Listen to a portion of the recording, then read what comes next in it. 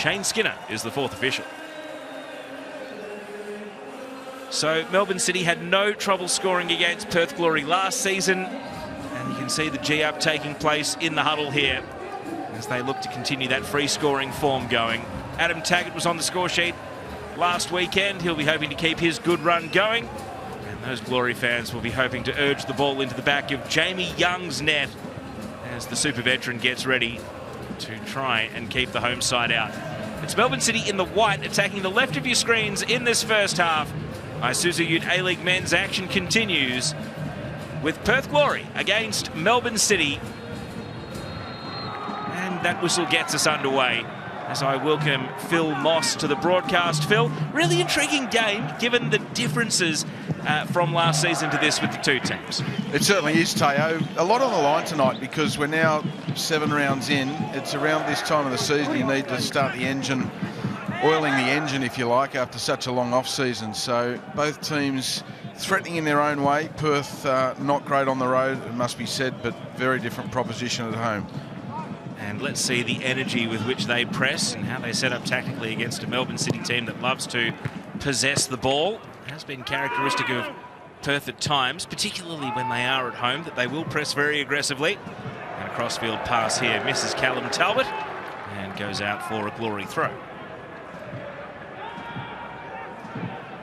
Mark Beavers here taking possession, and his centre-back partner Daryl Latchman was actually sent off at Macedonia Park against Melbourne City last season. So he doesn't have the happiest of memories playing against this opponent. The likes of Jamie McLaren and Matthew Leckie were playing in that game, causing him all sorts of headaches. And deflected off Adam Taggart here. Well, you said it in the opener, Teo. It's just great to see Matt Leckie back on the pitch, starting games, crucial for Melbourne City, of course, but also for the Socceroos of the Asian Cup just around the corner. Of course, it falls at a time where there'll be club games coming thick and fast. So if Matt Leckie is fit and he can build his minutes, he'll have no shortage of opportunities to get out there and play, especially if Melbourne City can also qualify out of their Champions League group and have a necessity really to keep rotating their team. Well, I know Graham Arnold will always find the silver lining, and maybe that break that Leckie had forced due to that injury might be a blessing in disguise come the Asian Cup, because as you said, he'll have plenty of games by then under his belt. Melbourne City were very patient, and then Hamsasaki turns and takes the metres on offer right to the edge of the box, and he couldn't resist the invitation to shoot. First touch for Cameron Cook, but that was a run that started really at the edge of the defensive third, and Hamsasaki decided to drive all the way. Yeah, and you can't blame him. Perth Glory backing off, giving him that space. Players of his quality, you don't need to give them too many invitations, as we see from behind the goal. Screen in screen, was never going to trouble Cameron Cook in the Perth Glory goal. Now the Glory's turn to attack. Katrumbis. And the ball is there to be won in central midfield. Luka Ivanovic dispossessed. Tolgay Arslan comes through. And now Callum Talbot is his wide option. Step over was just a little hot to trot there from Marin Jakalic. Let's see what he was trying to do though. Threading his right wing back down the flank. Here's Kolikovsky for the Glory. Talbot. Neat evasive work done initially by Alessandro Lupane. As part of the young Socceroos national team, a regular midfield for them. Getting his opportunity here starting tonight for Melbourne City, and he'll get through a power of work, one of those unsung players that just trying to keep the ball moving to the creative types in the final third. And as is Bajic is marauding forward here to help them out too. Neat little move from Bajic. He goes direct and it's deflected away. Good body position by Beavers. Could have gone anywhere. And a wry smile from Bajic at the end of that run. Oh, great work from Aziz Bajic. We've seen him do it so many times for club and country. Those mazy little runs in tight areas. Just couldn't quite pick out a runner. Centrally, there was 3 bodies making runs. Here he goes again, this time sending it back to Lupane. Saki. and Bajic. And Ollie Bozanic can argue his case here because Tolgay Arslan lured him in and won the foul with consummate professionalism. He did. He went to ground quite easily, although Ollie Bozanic does have hands all over him. So we can't have too many arguments. But a bright start from Melbourne City. Their ball movement's been sharp. Interchanges have been on point. And you just see there, Salim Khalifi is keeping an eye on as is Bajic, making sure that he doesn't sneak out on the left. And see Glory dominating the numbers at the edge of the penalty area. Curtis Good, one of the tall targets to aim for. Samuel Suprayen is lurking beyond the far post. That ball is not going to pick out any of them. Suprayen may have ultimately been the intended target, but it bends kindly into the gloves of Cameron Cook.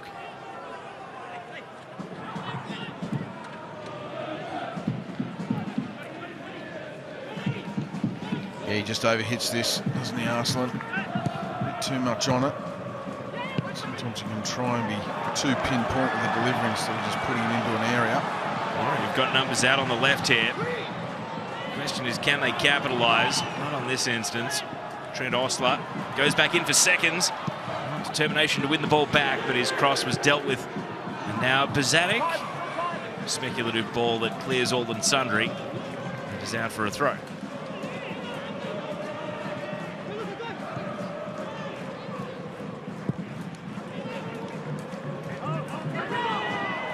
McLaren.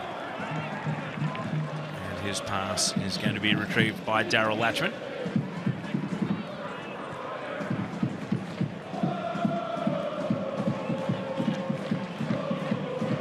Glory fans in good voice providing the soundtrack to the game. That's what we love to hear around our A-League venues.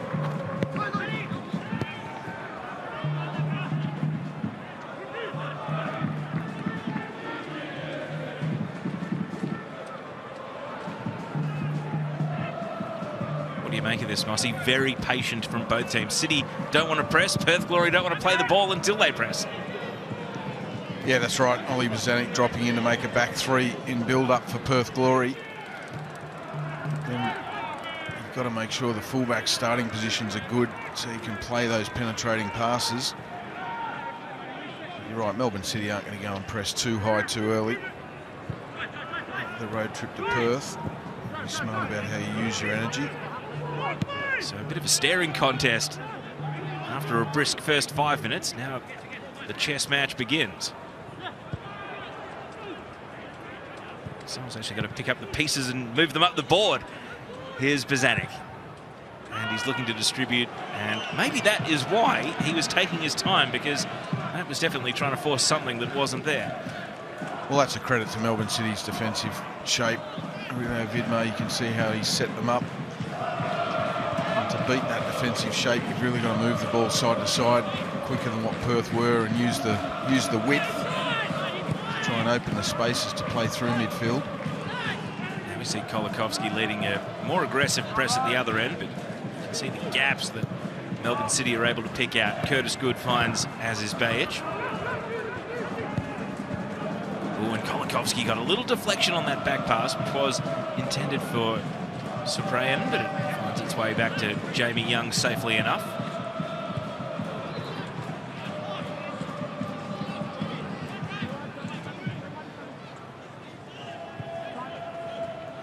And again, it's Kolakovsky, the man who leads the press for Perth, and Melbourne City is trying to find the right option. Who's presenting for the ball? Saki. I think his intention, as soon as he took possession, was to try and win a foul, but he's really making a lot of noise here, and Giordano Colley's gone over to check on his fallen opponent. Well, his first touch creates a contest there for Colley to engage in. The second touch was very good and drew the foul. It doesn't happen if his first touch was good. It let him down on that occasion. Hamza Saki. He is back up. No further sanction than just the foul. He's moving all right, so the cry of anguish was perhaps to get the attention of the referee more than the trainer on the sideline.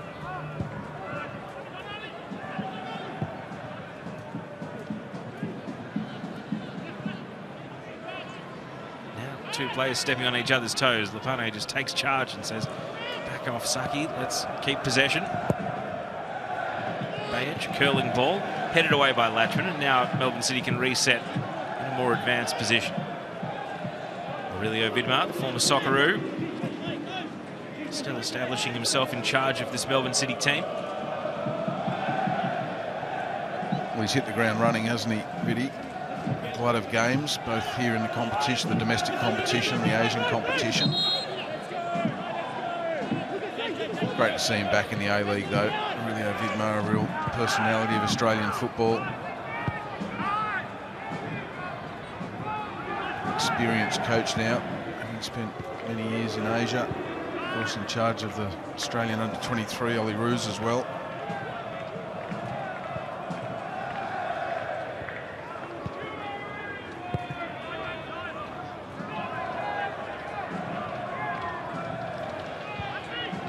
Curtis Good. Decision time now as he looks to advance the ball. The long diagonal pass. Telegraphed what was happening, but executed very nicely. Jakalic cuts it inside. Everything speeds up for a moment. Talbot. Now Saki. McLaren tried to spin in possession. And Ostler had to be sharp with his defending right at the edge of the box, and he was able to clear his lines, albeit without Perth getting the decision here against the sideline. Well, it's a wonderful switch of play from Curtis Good. It set Melbourne City on their front foot for that last attack.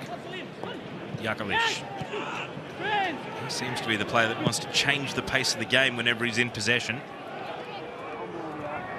The ball finds its way over to the opposite side. Bajic back to Good.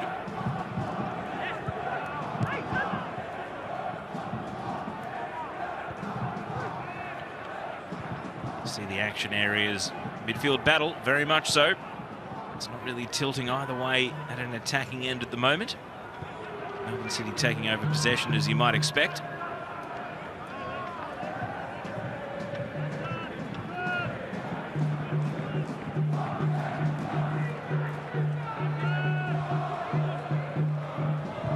Saki. We saw him bringing the ball under control and ultimately hurried that pass and finished Jakalic by some distance.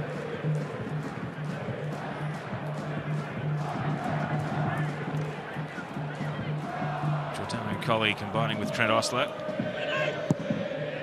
Now Mark Beavers with the clearance. Straight onto the chest of Suprayan.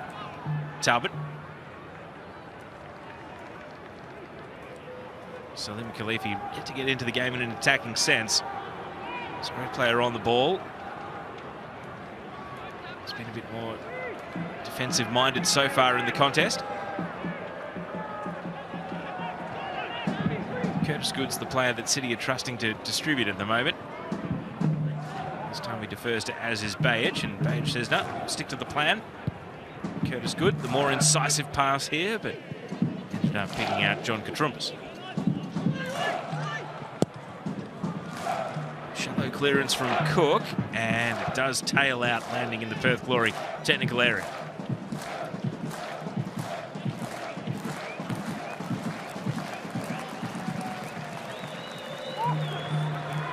Awkward bounce that has to be very carefully managed here. Talbot, he knocks over Salim Khalifi. It's the first time we have seen Khalifi on the ball.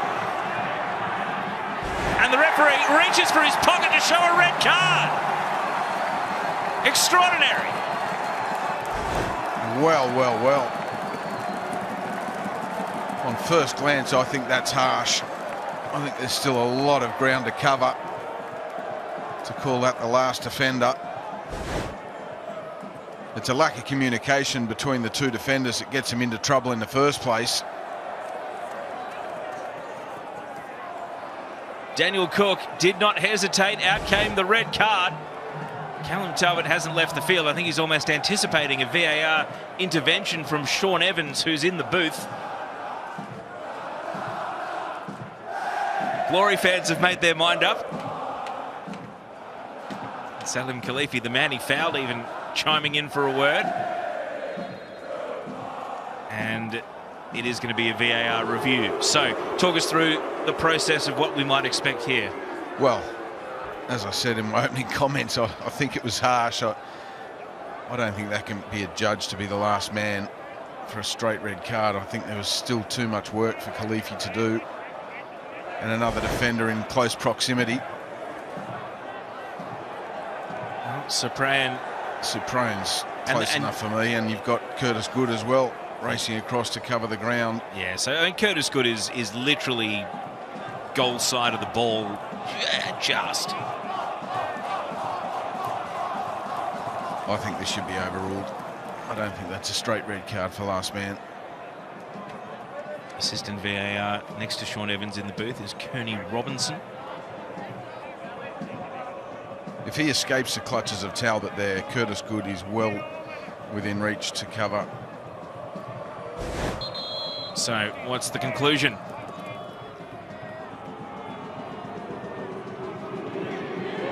Yeah, common sense has prevailed. Downgraded to a yellow. Callum Talbot remains on the pitch. It remains 11 versus 11. Is there anyone more relieved than that man right there, Callum Talbot? Maybe his coach on the bench, Aurelio Vidmar.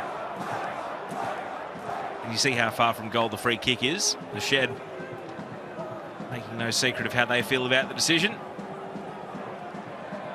Well, first real genuine flashpoint in the game. Ends in the first booking, but it is only a yellow card, and now a long-range free kick here for the Glory. Just the two in the wall. Giordano Colley and Ollie Bozanic are the options. And Colley is going to lift it to the left side of the box. Beavers wants a handball. Matthew Leckie says it was off his chin.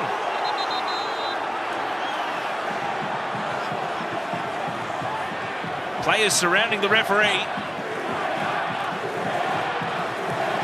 And it's a tough second outing at A-League level for Daniel Cook, the referee.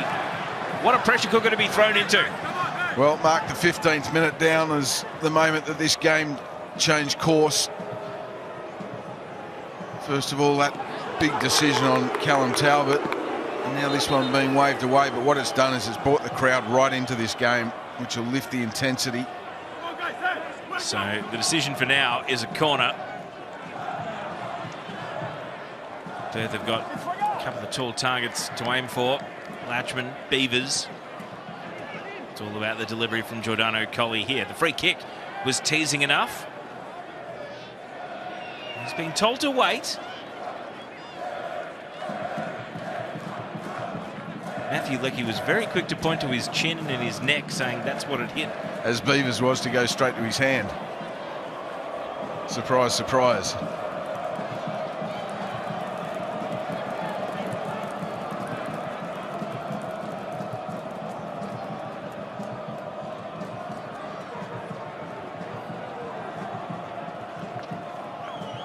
I'm not sure Sean Evans, our VAR tonight, expected such a early introduction to this game. Twice in the space of 60 seconds. I think it's the compounding effect of having two major decisions in quick succession that I think is starting to make players and fans a little restless. And it's going to be another review. Well. The ball hasn't spent much time in play. We've had one phase of play for the yellow card. The resulting free kick takes us back to the VAR screen yet again. And Daniel Cook's doing more running than the players at the moment. Back and forth to the sideline. He's got to review this one. Now, we are looking at these replays for the first time ourselves, Mossy. So, I mean, the handball rule, it really is how you're feeling and so vague and so interpretative. You be the judge. Is this going to be a penalty kick?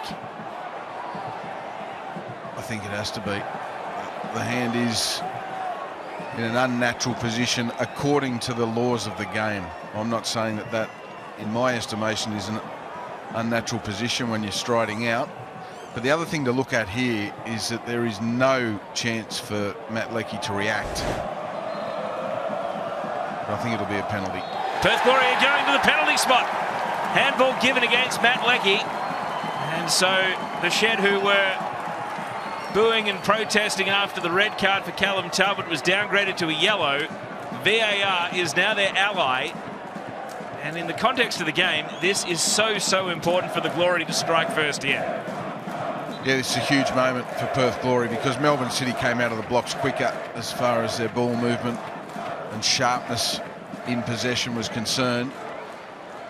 Perth were a lot more tentative, but this is their chance to go ahead. Salim Khalifi has only scored the 2 goals in his A-League career. They came in the same game back in February against the Central Coast. Jamie Young is pulling out every trick in the book to stall him here. Khalifi, he's a good technician, but we've seen him hit with power. What's he like from the penalty spot? Off the post! Khalifi misses the penalty, and Melbourne City counter immediately. Here goes Bayich. He's got runners breaking for him across the attacking line. He was cleaned up after playing the ball. Here's Tolgay Arslan. Melbourne City try to sting, and all of a sudden the thrill of the fast break slows down. Yakalish is trying to make space. Talbot with the pass. Khalifi's got to get back and join the defence. Here's Talbot. What a story if he was to strike. And he's forced to wheel back. Lapane.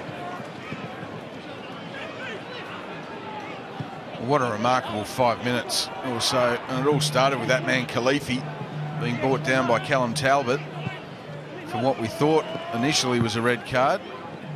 Common sense prevailed, and then he misses from the penalty spot against the post. Now a foul gives Melbourne City a free kick, as is Bayich, still on his haunches. All right, so here's another look at the handball. It's an angle we ourselves did not see, but the penalty, Mossy. He's just tried to be too perfect, Khalifi. I think the frame, the size of Jamie Young has made him think I've got to be pinpoint with this. He's tried for a bit too much width. So free kick over on the right side. Matthew Leckie still in the referee's ear. Hamza Saki to take. And the header from Yakalish is held on to by Cameron Cook. Perth's turn to counter.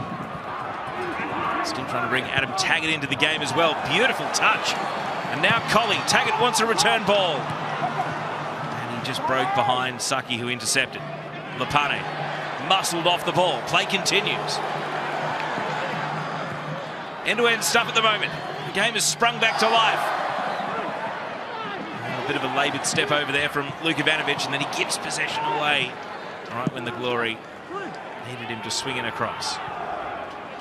Well, this is more like it, Teo. Bit of end-to-end football action now. The game's starting to open up. The crowd have been really bought into the game and lifted the intensity of the atmosphere. The players are responding. See Melbourne City have raced away to dominate possession, so Glory just enjoying a bit of a feel for it. We are, in theory, a quarter of the way through the night's action, but we're going to get a fair old chunk of stoppage time at the end of the first half after the 2 VAR checks. Aggressive pass into midfield, and Taggart does well to protect the ball and win the foul. For the second time in a couple of minutes, Adam Taggart showed his experience, how to use your body as a striker, bring other players into the game, draw a foul. That touch from him a few minutes ago to Kulikovsky was absolutely beautiful.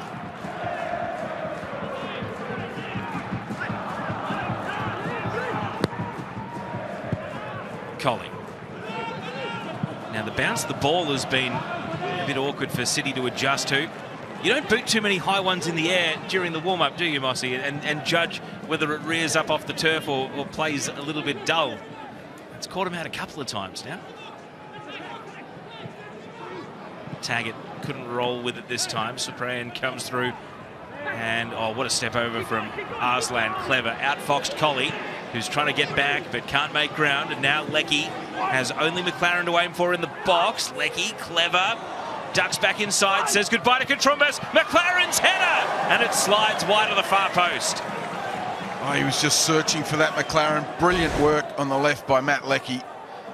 Turns his defender inside and out and then delivers to that back post area. What it needed was for Yakalish to be attacking that ball because McLaren was on his heels, not through any fault of his own. The flight of the ball was just a little bit high. He had to go searching for it, couldn't generate any power. How about the confidence of Leckie just to drop the shoulder there and double back onto his left foot? Yeah, fantastic. He really has brought so much back to the A-League, Matt Leckie. And the fact that he's come back to the A-League, not only maintained his Socceroo spot, but been so influential for the national team as well.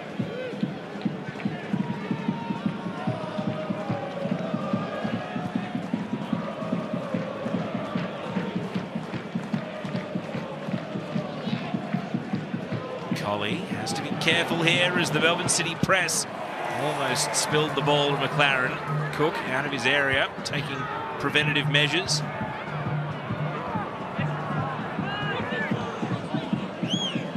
Leckie waiting for Bayage to make the overlapping run. And now he uses him as his Bayage. He's run into a 1-on-2, Curtis Good.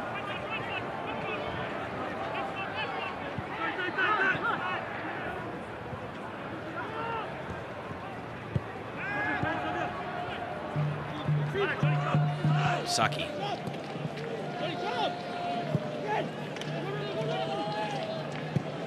Arslan.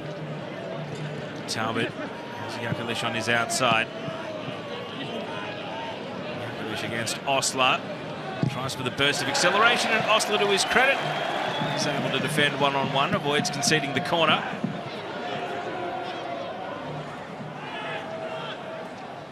Sasaki tried for the slide rule pass. Beavers and Latchman close down McLaren. Now Kolikovski trying to make it awkward for Suprayan, but doesn't give away the foul. It will be a Perth Glory throw. I think he's a little bit lucky there, Kolikovski. Thought he might have just dragged Suprayan to the ground.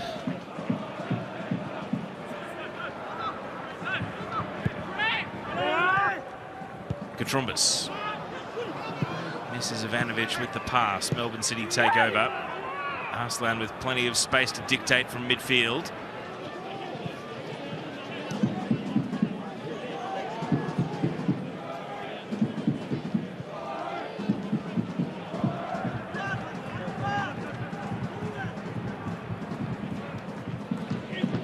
Saki's pass out to Jakalic.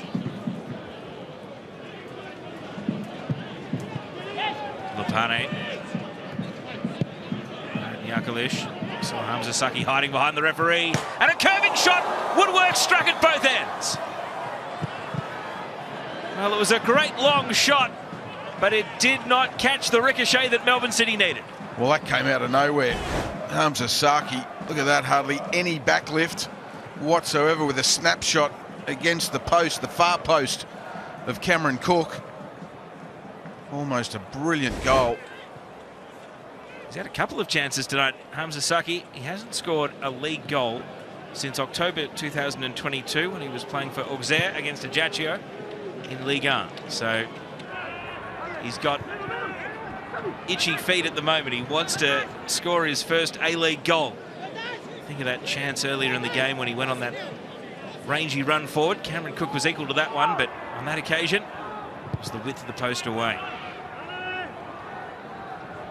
Well, it was the fact there was barely any backlift, and he went for the far post of Cameron Cook, so he really whipped his strike around the ball, if you like. It was a wicked strike. Suprayan trying to get Melbourne City out of a squeeze. Beavers comes up from centre back and uses his long left leg to spill possession to Giordano Colli. And now Kolikovski, great first touch. Perth are in behind. And Curtis Good is able to deal with the cross in concert with Talbot. Big fresh air swing at the ball from Khalifi. And Leckie is able to come away with possession. Bayage down the line, a couple of Socceroos combining. And the ball finds its way out for a Melbourne City throw. Stajic, the Perth Glory manager, is out of his chair. Well, if this game had the handbrake up with the VAR checks at the 15-minute mark, the subsequent 15 minutes have been a bit of a thrill ride, and both teams throwing haymakers at each other trying to find that opening goal. Yeah, it certainly has. They found the turbo button threw that almost red card to Callan Talbot. That's when the game came to life.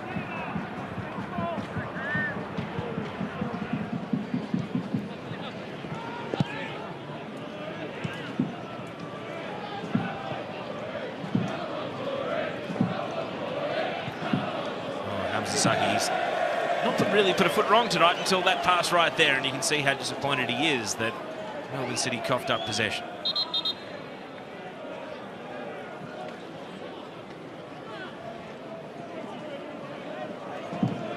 So as we tick up to the half-hour mark, the game somehow still goalless. Perth Glory missing a penalty. Melbourne City hitting the woodwork.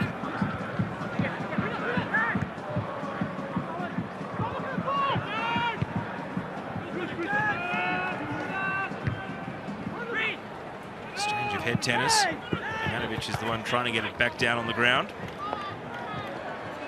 He's holding off Leckie here, but now he's got Hamza for company, and the ball is just extracted expertly.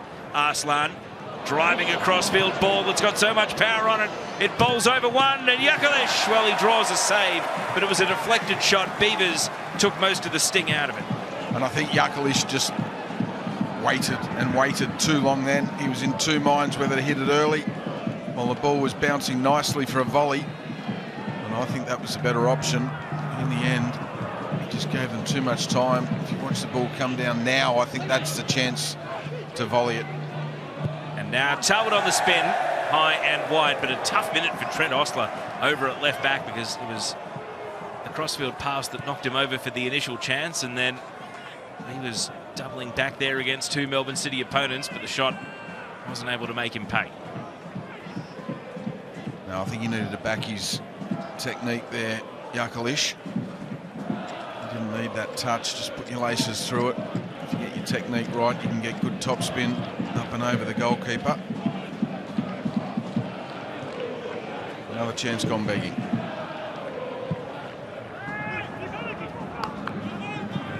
That is a pass that hasn't quite worked for the Glory just yet. Ollie Bozanic from level with the defenders. Yep, that's good there. Sending it long. Well, it's not the first time we've seen Ollie Bozanic a little bit wasteful with his passing tonight. A couple of times, it's very unlike him. Usually very, very tidy on the ball. You can see the passes that penetrate the lines.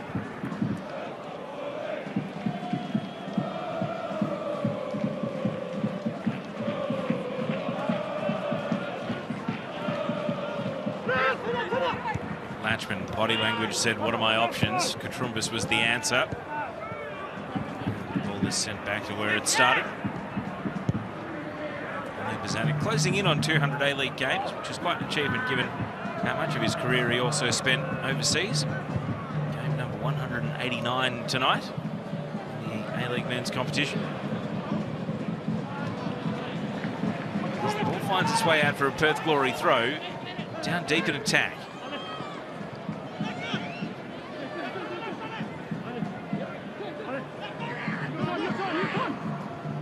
Coley. Beavers.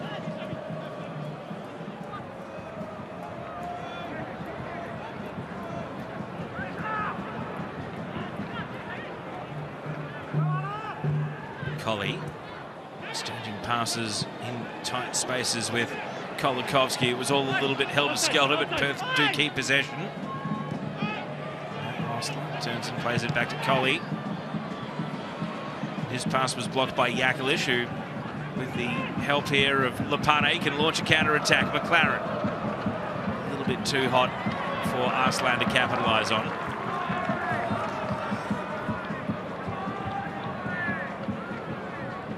See, possession is levelled off at 60-40. Just over 10 minutes of regulation until the fourth official tells us how many minutes of stoppage at the end of the first half, where there will be plenty. Here's Khalifi. Didn't think to shoot, he opted to pass. Got a little bit crowded for Taggart. And now the cross from Ostler is blocked away. Melbourne City trying to find a gap as they counter. Hamza. And he is held up just enough that Perth can get their midfield and defenders back goal side of the ball.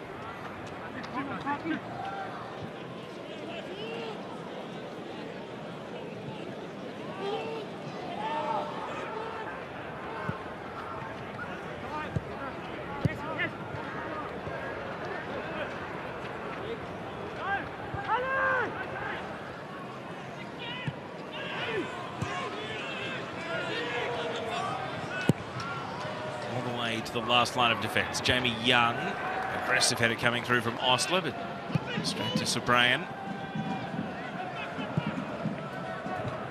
From Sasaki, little chip wedge. That's Aziz's Beige. Arslan. Plenty of space for Jakalic. Great first touch, whips the ball back in. A grab in the penalty area. Togay Arslan was fouled, and the referee is not interested. At least in the initial stages. Cue Sean Evans on VAR again. I think that's a penalty. I think Katrimbas is dragging Arslan back there. He's definitely got hold of his arm. Of that there is no doubt. Does he have hold of his arm to a satisfactory degree that it would cause Arslan to lose his feet? Well, he's dragging him back. Otherwise, Arslan's got a free run at the ball. So perhaps there's only one outcome that might be the result of our third VAR check of the first half. And where Perth Glory was sent to the penalty spot earlier in the half, will Melbourne City receive the same benefit here from a video review? Well, it's poor positioning from Katrimbas. He's let Arslan get on the inside of him.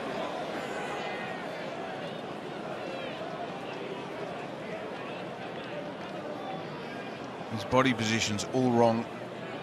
He's Katrimbas, and that's what leads to the foul. I think it'll be a penalty. Home fans have made their feelings clear. But the official decision is a penalty kick for Melbourne City. The end of Marin Jakalish's cross. John Katrimbas receives a yellow card for his foul on Togay Arslan. I've got no problem with that. I think Katrimbas got his body positioning all wrong. Arslan got on the inside of him, and then he felt he was left with no alternative but to give the penalty away. Once he grabs Arslan's arm, there's really not much of a decision to make. 20 minutes ago, it was Salim Khalifi hitting the post with his penalty kick. Togay Arslan, one goal already this A-League season up against Cameron Cook.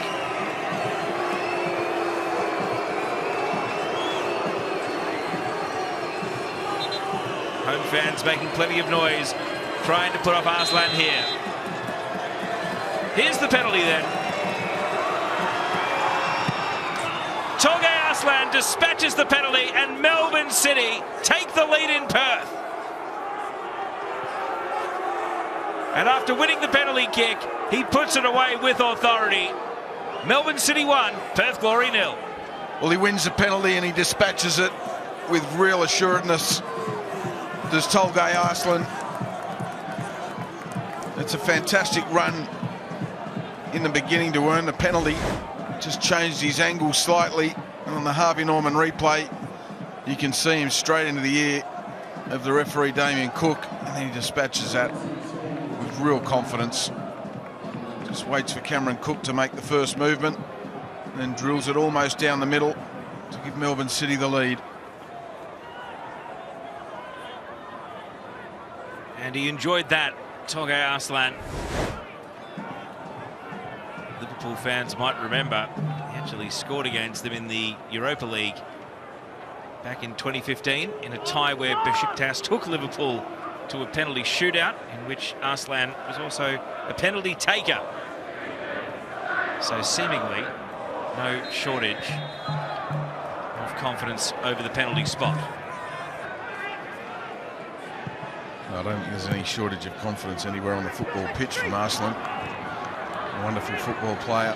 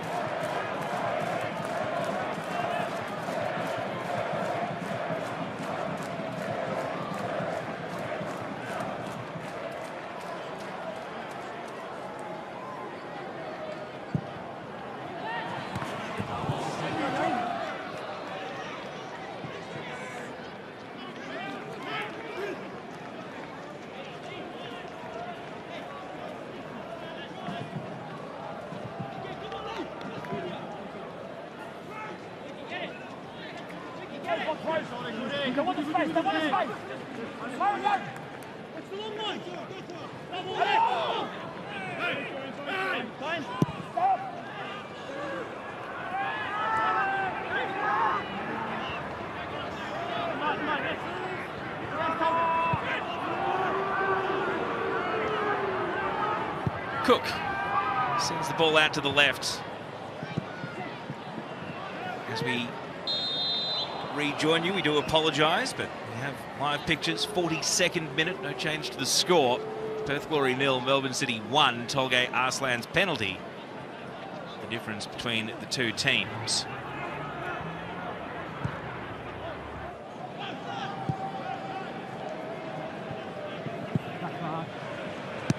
Jamie Young. And he'll clear from the last line of defence. Don't forget, due to 3 VAR checks in this first half, we're expecting plenty of stoppage time, so we're not as close to half-time as you might normally think at this minute mark.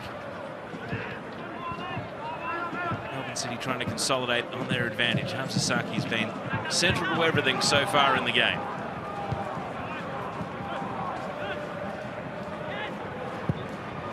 Spraying. Really clever from Lecky. Arslan. McLaren, can he finish what would be a beautiful move? A deflection, and Beavers was crucial. Yeah, crucial intervention. Great run, McLaren. Great improvisation from Matt Lecky. Given away, though, and another chance for Melbourne City. Lecky sideways. Lapane, goalkeeper left standing, but the ball went wide with a deflection, and Perth got to batten down the hatches now at the end of the first half. Yeah, they're really hanging on now, Perth Glory. Alan Stajic will be keen to get the troops into the dressing room at half-time. There's still, as you said, a fair whack of injury time to come in the VAR interventions.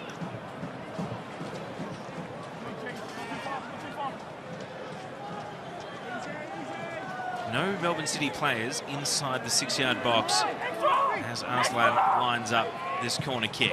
Now the late runners come. It's going to tumble on through, and ultimately a fairly empty advanced area of the box meant that Perth Glory could scramble it clear. So, last minute of regulation in the first half. Jamie Young a long way from home. And a very ambitious pass. Nearly stuck it, but it doesn't quite come.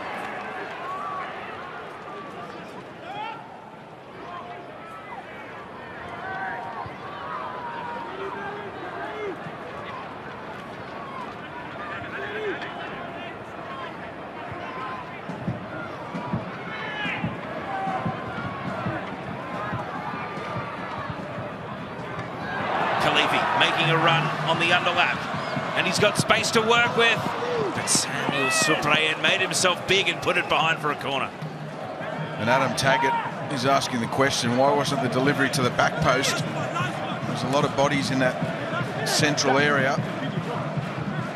Adam Adam Taggart appealed off to the back post, made a good run. Perth's best chance to draw level since going behind. Now the resulting corner. Collie. Plenty of whip. Young's up, and he holds the ball without allowing it to hit the turf. 7 additional minutes to end the first half. That is not unexpected given the delays we've had. No, gee, that was good goalkeeping from Jamie Young. He had to be strong. He really had to assert his authority in that moment. He did that exceptionally well. Back pass is dangerous here. Taggart, it's a gift! Adam Taggart draws Perth Glory level! You know what they say, never take on the Tagster, and he has punished Melbourne City here to draw this one level 1-1. Well, if there's 2 players on this pitch you don't give a gift wrap present to like that, it's Jamie McLaren down one end and Adam Taggart up the other.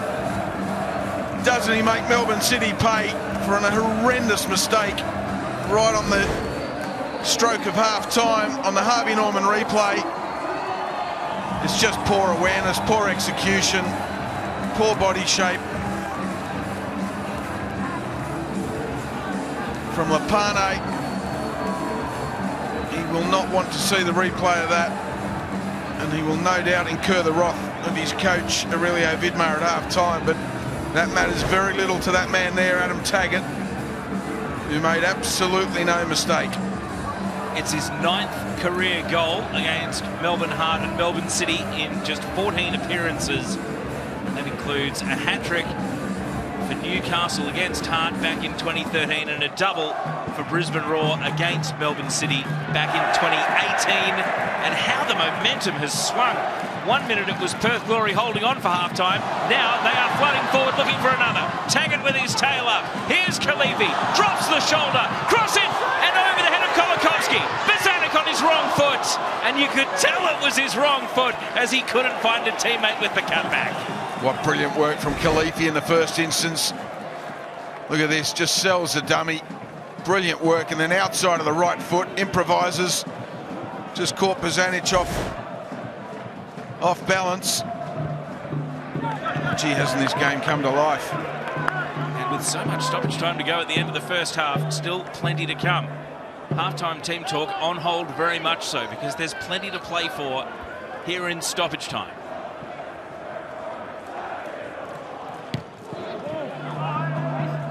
It's Adam Taggart's 4th goal of the season in 6 games. All of a sudden, he's building up a head of steam of his own.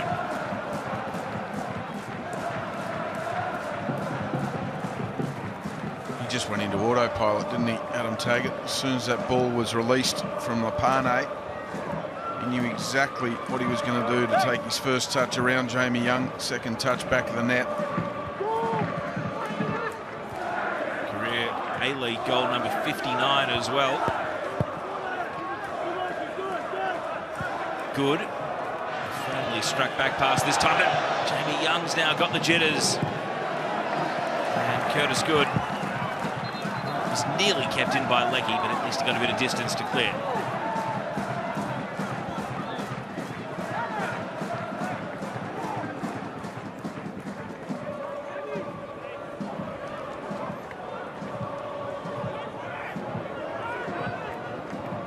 Melbourne City have taken their time over many a throw-in in this game, regardless of the game state, by the way. 0-0 leading and now level at 1-1. They're very patient. Is there a reason for that, Mossy, why they're at times just waiting for the perfect throw and sort of almost daring the referee to hurry them up? Well, no doubt it's part of them game management too, to conserve energy at the right times. It's a difficult away trip to navigate the Perth trip. The little advantage you get counts, or you can get. Certainly not boiling hot, just 22 degrees at the moment. So almost perfect conditions, you'd have to say.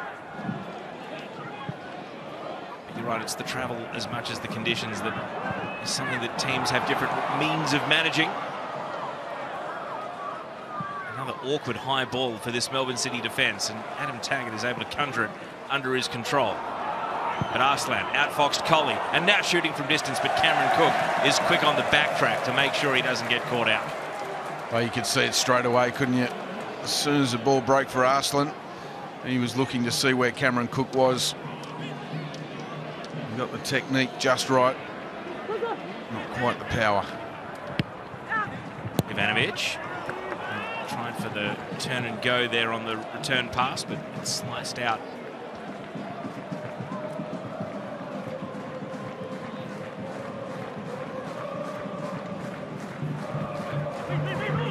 Page with the long throw. The wind has picked up and it is favouring for now the end that Melbourne City are attacking, albeit they haven't got very long to use it at their backs before the half-time break.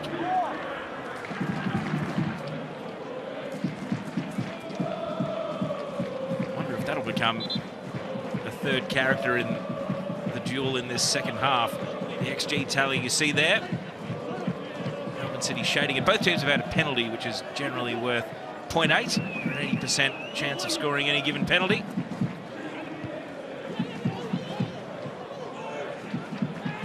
Bozanic, backward header, Latchman. Oh, McLaren's not the player you want to fall asleep on the ball around because he's nicked it away. And then Yakalish not able to capitalise on the Pane's pass. Well, I said when Taggart scored, there's two players on the pitch tonight you don't want to give gift-wrapped presents to. That was McLaren going and getting his own honey smacks. He was trying to get a present of his own there, take it away from Daryl Latchman, who was just asleep on the ball a little bit. Who's the happier coach at half-time? Gee, to be honest, I think they'll both have claims to being less than pleased for different reasons.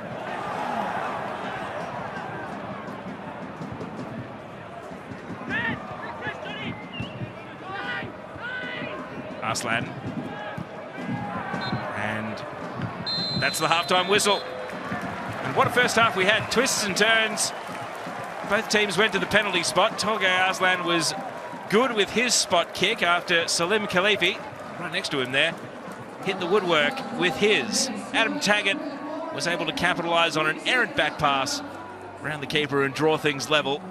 And the referee, Daniel Cook, was the centre of attention, summoned over to the VAR screen on 3 occasions as Matthew Leckie continues to protest his handball. What a first half. Perth Glory 1, Melbourne City 1. Stay with us. We will recap it all in the halftime show on the other side of this break. Back soon.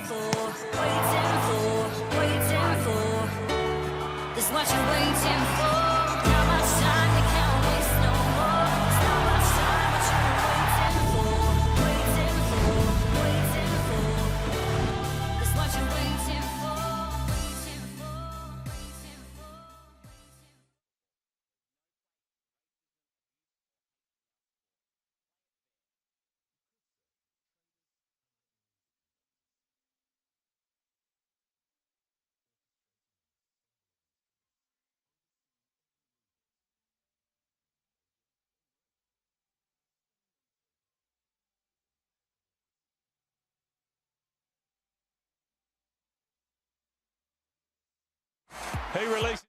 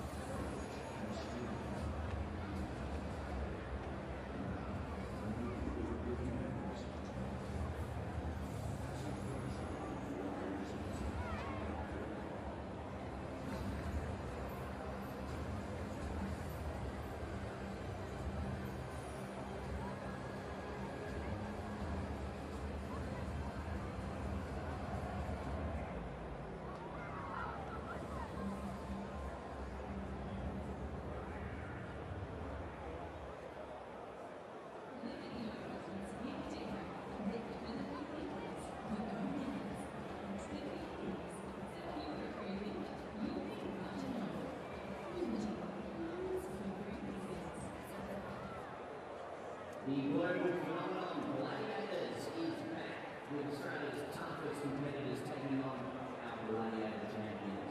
It's epic family fun. Gladiators premieres Jam on 10 and 10 Play. Liberty proudly supports the A-Leagues, the Free Thinkers, the Game Changers and the Girl Rockers, both on and off the field. Radio finance streams to life with Liberty. Loans for Free Thinkers. I feel we were getting tired. I really did like so much more. Come jump in the pool a little bit.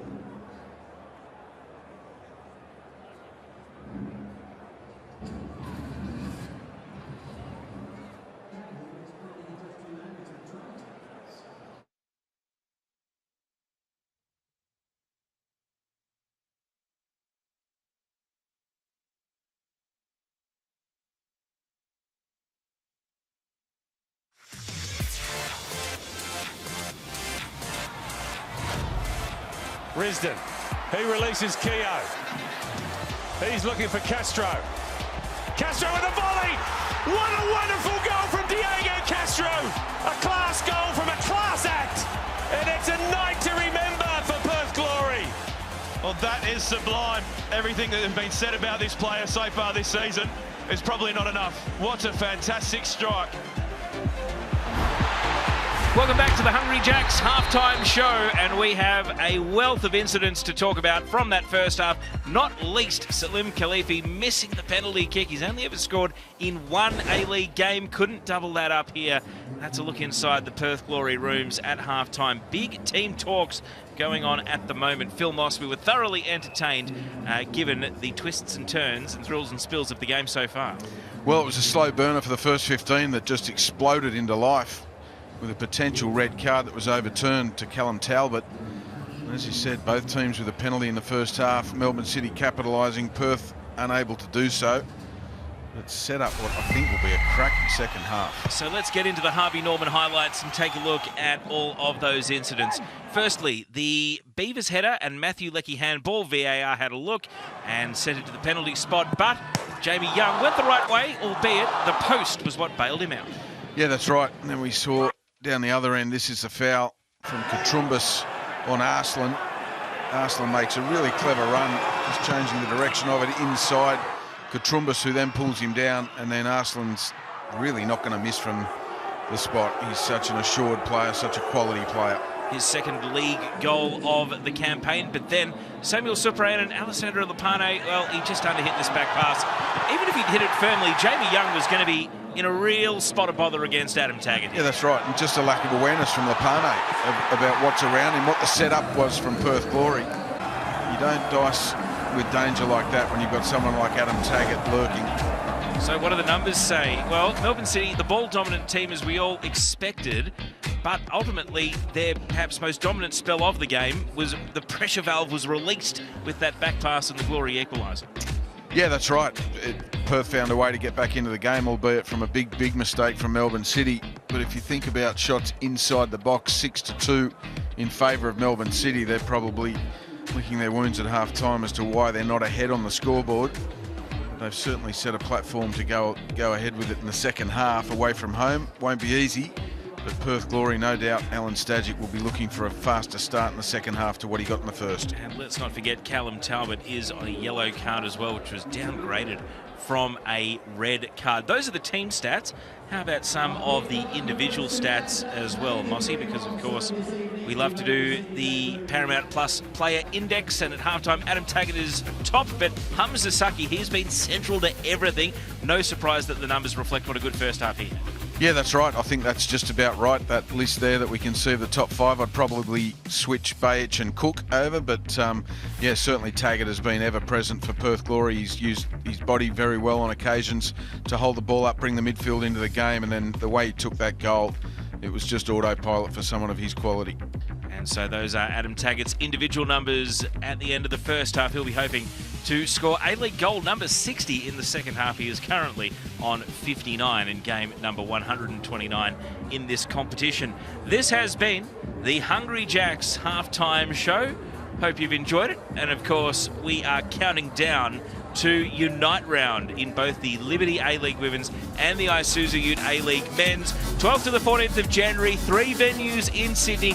Tickets on sale now through Ticketek, and they are sensational value. You get to see every team in the A-League Men's and the A-League Women's over one bumper weekend, 12th to the 14th of January. Do not miss A-League's Unite round. All roads lead to Sydney. Let's find out a little bit more about Melbourne City. And don't forget, the Asian Cup is coming up on 10 and Paramount Plus as well.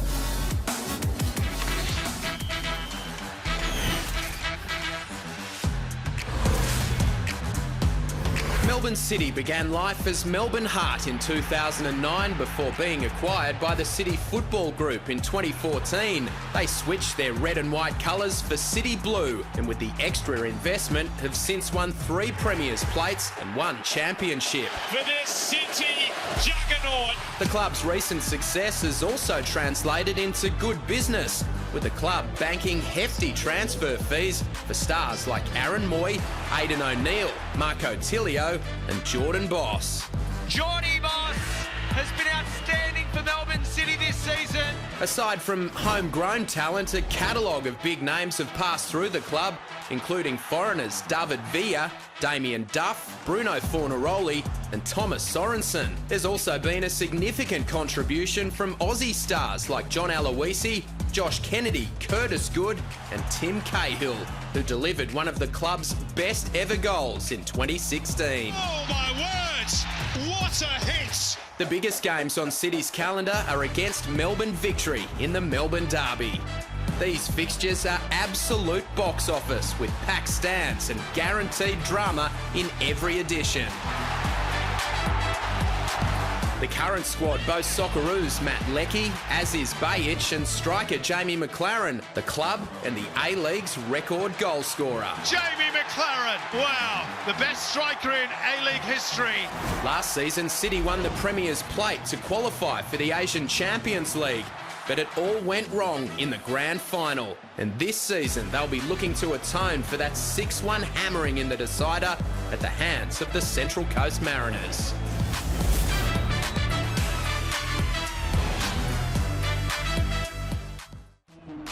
Craig Goodwin delivers the free kick in. It's a good ball and it's the opening goal from the towering Harry Suter. Miller is there with Metcalf. He dinks the ball back in. Great header. Mitch Duke. What a story. Here's Miller again. The cross in. McLaren this time. Well, what a moment for Jamie McLaren. A hat-trick in green and gold.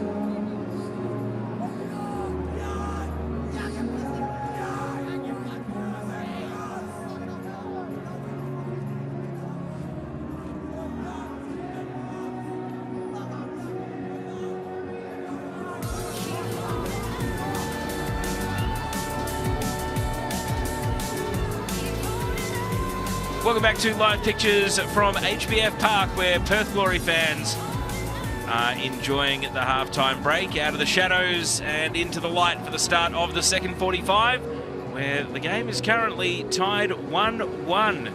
Toge Arslan from the penalty spot, putting Melbourne City into the lead for Adam Taggart. Equalised with his 4th goal of the campaign. It leaves this game very delicately poised at the start of the second half, and as players return to the pitch, it's Matthew Leckie and Toge Arslan, the last two, out of the tunnel and out onto the grass. It looks as though neither team, Phil Moss, is making a half-time substitution, and so game in a very interesting state at present. Yeah, it really is. The platform's been set for a crackerjack of a second half, in my opinion. The way Perth came back into it late in the first half, I think will give them a lot of confidence. See how Melbourne City react. Looks like that dagger blow just before half-time. Sorry, Mossy, it looked as though Bruce Kamau had been sent to go and do a warm-up straight out of the rooms. And Alan Stajcic with a deep breath. I think half-time was a chance for everyone to take a deep breath, including the officiating crew, who had a pretty busy first half with 3 checks of the VAR monitor in that first 45.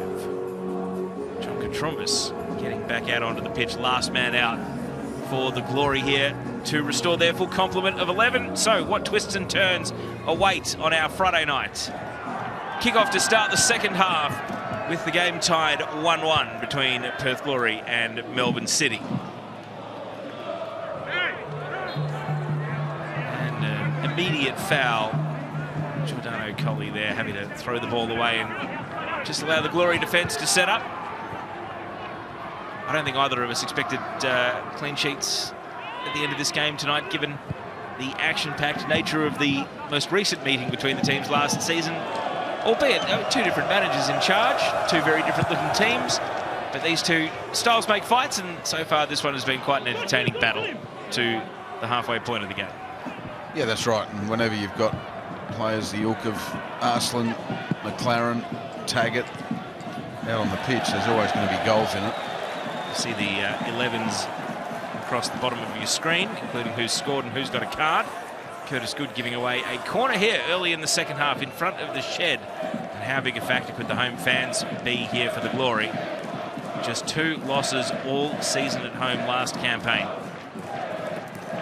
They have been the soundtrack of the game so far. Ollie Bozanic to take the corner kick. In swinger to the near post. Taggart threw his body in. Beavers was lunging late, and he couldn't get to the ball before Young. Jamie Young had to be sharp there. He had to be on the front foot, on his toes, and he was, just to nip the ball off the foot of Beavers. Melbourne City lineup now appearing at the foot of your screen. Callum Talbot on a yellow card from the first half. Kolikovsky knocked off the ball. Arslan finding a gap for Jakalic. And Jakalic goes to work against Trent Osler. And the follow-up from Leckie is sliced away, but that was such a firmly struck cross. Here's the delivery from Ollie Bozanic at the other end. You can see Young had to be on his toes there to just get the ball before Beaver's outstretched toe got there. But up the other end, that was a better chance than what we probably initially thought for Matt Leckie. The ball fell kindly for him. He lifted his head and got his technique all wrong, which you don't often say about Matthew Leckie. Lapane. Leckie, a bustling run. He's just forced sideways at the end of it, and then a tame giveaway by Toge Arslan. Rare from him. Katrumbis trying to start something for the Glory. Luka Ivanovic all the way back to Daryl Latchman. And Melbourne City sensing the chance to press in an aggressive style. We saw them stand off for so much of that first half, but we know they've got it in them that if they want to go and hunt the ball, they're very much capable of doing so. Yeah, absolutely. It's key that they hunt in packs, though. Make sure they get their numbers right. You can see just in that last passage, Adam Taggart just putting a little bit more pressure on Jamie Young when the ball's played back to him.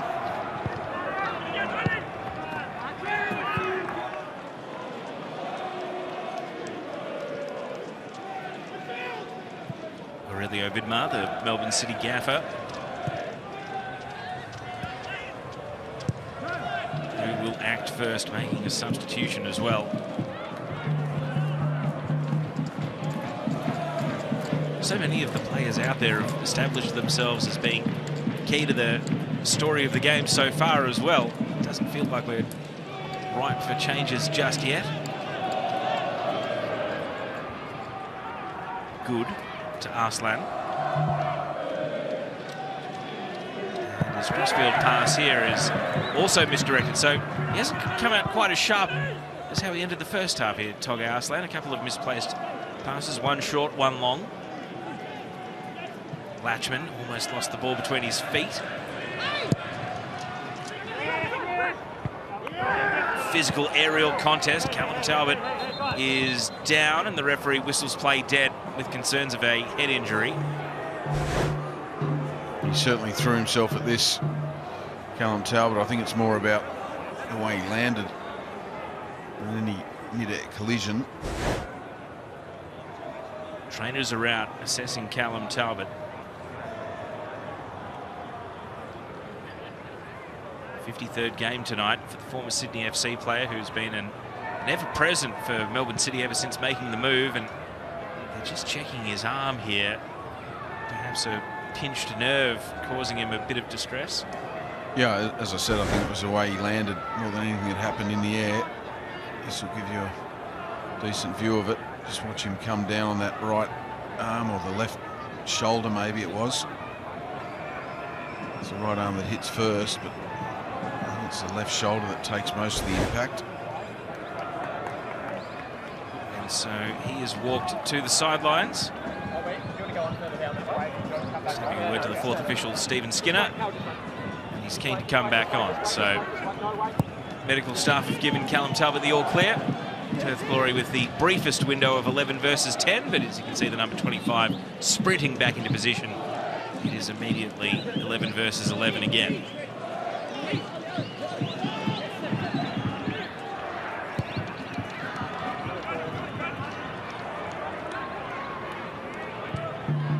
And so what can Glory do, operating at around 40% possession, to try and get themselves into the lead? So much of their play has been responsive to Melbourne City taking the game on.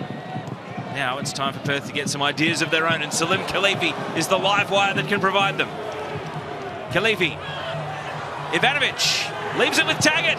Taggart always heading wide. Well, you asked a question and Perth just gave you the answer, Teo. Get the ball to Khalifi more often, because when he's in those advanced areas of the pitch and he's in the right frame of mind, he makes things happen. You see Taggart just taking a bit of a snapshot at the end of some great work by Salim Khalifi. The sort of build-up play from Glory that puts Melbourne City on notice. Almost 7 minutes into the second half. Hamza Saki caught in possession, fouled. We saw this early in the first half when he braced for impact, if you recall, and was able to win a fairly physical foul. And he's done something similar here to re-establish the beginning of the second. And it's interesting that it's Luka Ivanovic that's come all the way from the right-hand side to effect that tackle. It's almost like he's trying to get himself involved. We didn't see much of him in the first half of Ivanovic. And he'll know that there's the likes of Daniel Benny, David Williams sitting on the bench, Bruce Kamau waiting for their chance. Still waiting for his first goal in Glory colours, as well as Luka Ivanovic. It's been a drought stretching back to May 2022 when he was still at the Brisbane Roar.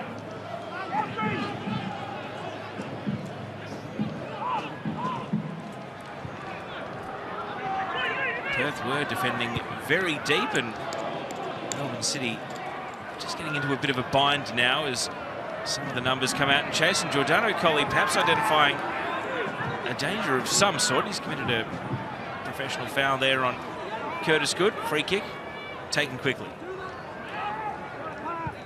Arslan. Jakovic. Didn't quite have the magic in the boots on that occasion. Kolikovsky led Soprano to the ball, but Soprano able to win it away. Now Saki, great chipped pass over the top. Jakovic in behind. And Latchman, cool as you like, able to prevent Jamie McLaren from tapping the ball in. Or he dodged one, Latchman. He threw his foot at that. As we see Yakalish get him behind on the right-hand side. And the way he threw his foot at that, it could have gone anywhere. I think Latchman gets away with one there. So you're suggesting it's more by accident than by design, that clearance? I think so. The one thing he does do well is he gets height on it, which is always a trick for young defenders. So a corner kick coming up for Melbourne City. Perth with the height advantage.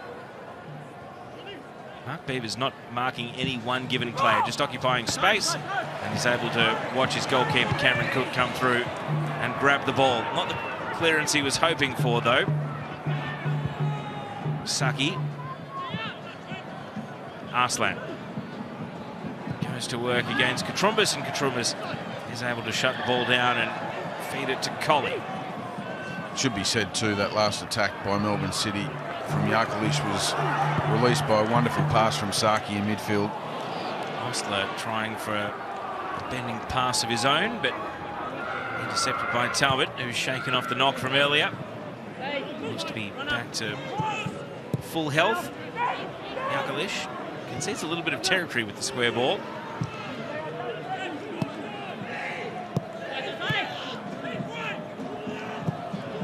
Sneaky little reverse pass. Lepane, and it slides through to McLaren, but he can't get a touch at the far post. And a corner kick's the end result. In the end, it's really good defending on the back post from Johnny Katrumbas. It's a good little ball in behind from Lepane, looking for McLaren at that far post. Set on his way, Lepane, from a great reverse pass from Talbot too. 10 second half minutes have ticked by. Second corner of the half for Melbourne City. Arms across the body from Hamza Saki, so giving a signal to his attackers. And it's immediately whistled dead due to a foul by Cyprian in the mixer.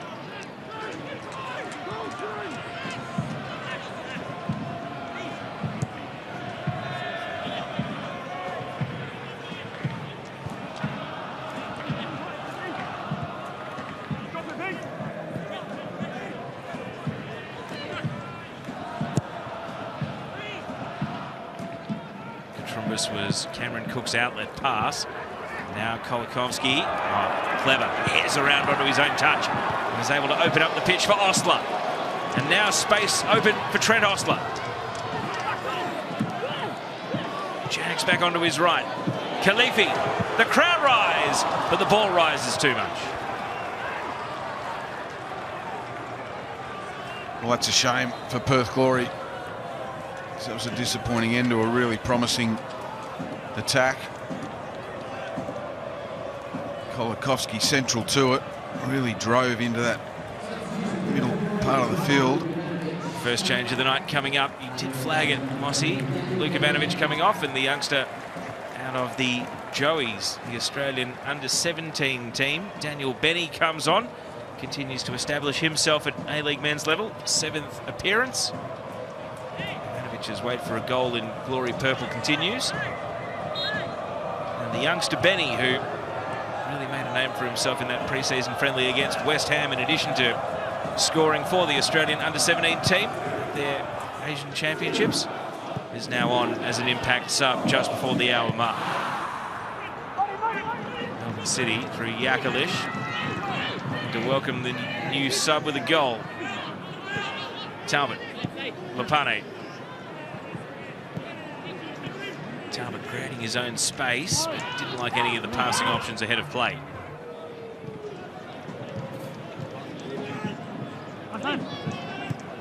Arslan finds Talbot again.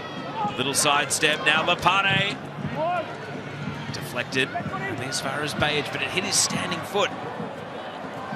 Now Katrumbas. Look at the run here from John Katrumbas. He broke out into open field, and Samuel Cyprian was able. Look at the body language, just expertly calming things down. It was almost a wonderful run from Johnny Katrumbas. He just got maybe a little bit too excited, too carried away. That final touch is showing too much of the ball to Cyprian. Looks like the Western Force were back amongst us, Mossy. The line break from John Katrumbis, and away he went. It's a rugby union reference for anyone that's watching from Victoria. Here he goes on the Maisie, skips past and through countless defenders, and then just showed a little bit too much of it. Go, you good thing, and then Cyprian shut him down. Here's Hamza Saki. Yakalish. City are really force-feeding him the ball out on that right flank at the moment, Martin Yakalish. They want him to use his creativity. Saki. This time a long shot, a dipping long shot, and it requires a parry over the bar. Third time tonight that Hamza Saki has fired on goal. Well, it had enough power on it to make Cameron Cook think twice about whether to catch or palm. And good goalkeepers and goalkeeper coaches will tell you, once you've made your decision, you can't change it. I think he went for the safety first option there, opening the palms to palm it to safety. Corner count starting to stack up for Melbourne City.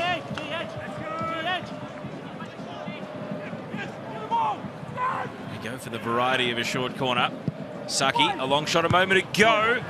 Nearly put that one on the head of Curtis Good. McLaren dispossessed as soon as he faced goal. Yakalish. And you see McLaren not happy that he didn't get a return pass there. Look at the overarm throw, almost to the edge of the attacking third from Cameron Cook.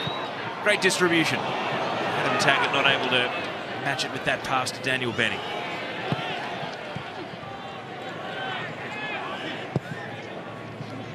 Perth trying to win the ball back in an advanced position, and Colley will do exactly that. Bozanic prods it through, but only succeeds in finding Jamie Young.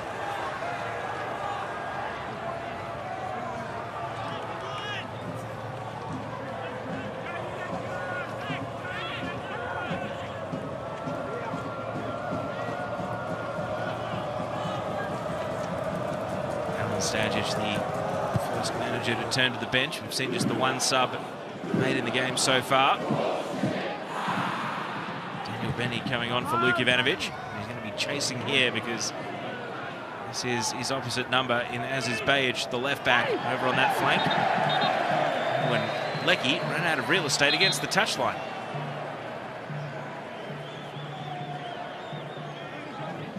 That's going to prompt more activity on the sidelines.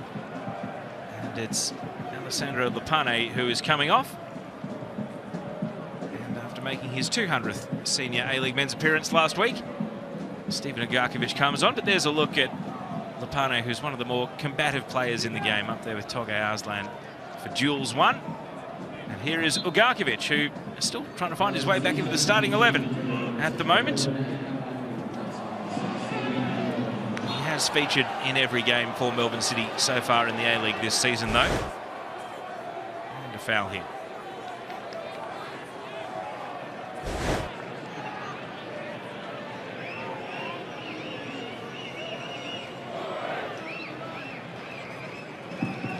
Curtis Good dust himself off.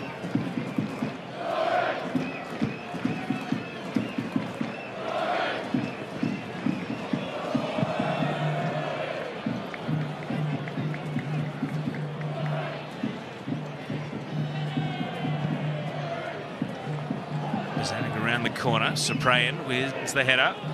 Follow up here. Oh, just went for glory to Bozanic, and he hooked it.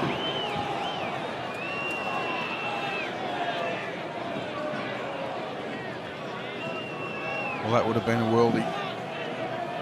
Just those decisions, those clutch moments from Perth Glory will be frustrating Alan Stajic. Not least because it just feels like for 2 minutes now, Melbourne City, who were starting to really grip control of the game. You see the possession count for the second half compared to the first. It just felt as though things had eased off for a moment and Perth was starting to get a foothold back in general play. Well, one thing you've got to do to wear down a team like Melbourne City is keep the pressure on them. And you've got the opportunity to do that. You don't want to release the valve too easily. Ugarkovic first involvement. Expect him to continue to keep possession ticking over in midfield. Arslan needs Shimmy to open up the left side of the pitch, but the pass He's a little skinny. The referee's going to bring play back here.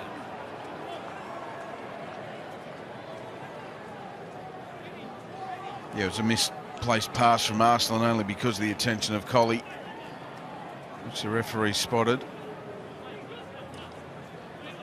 And so the subsequent free kick is taken with a series of short passes. Ugarkovic. Still going Stephen Ugarkovic, and now Leckie.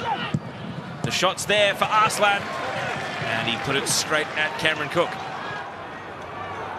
Khalifi trying to launch a counter-attack. Ostler. And Beavers, who is a natural left footer, able to play Glory, well, relatively out of trouble down the left side. That's good.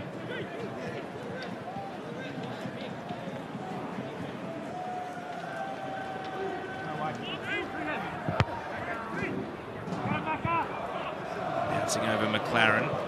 Beavers, no such trouble. Leckie. Sasaki. Yakalish. He's closed down by Ostler.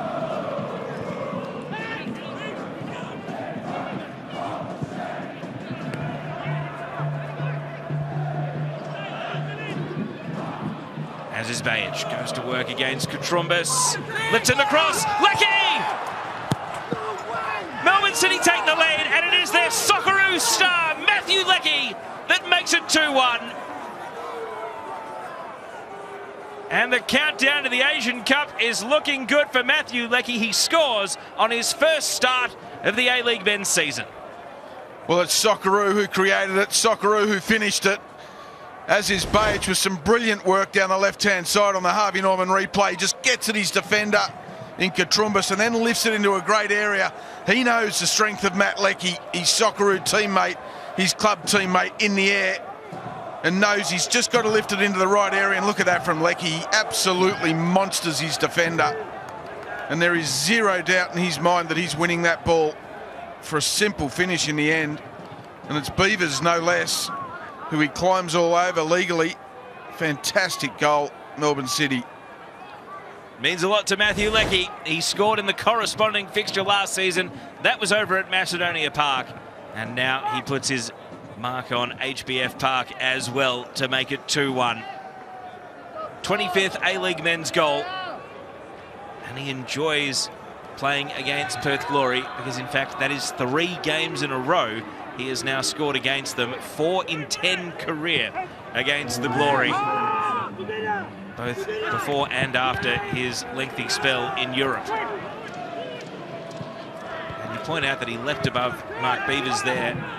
Well, we'll stay with play because Melbourne City are in the groove. They're up 2-1. They're looking for a third. It could be a devastating blow at this point of the night. Bajic, moments off an assist, lays it back, flicked on cleverly by Saki. Now Arslan. City going to work. Bajic. Arslan, the shot's on. Parried away, and it's found safety in the form of Ostler. Cook is able to deny Arslan. He's done well there, Cook, because there was other players around him. If he got the parry wrong, Matt Leckie was there ready to pounce. And you can see Melbourne City have just lifted a gear now. They're in the mood.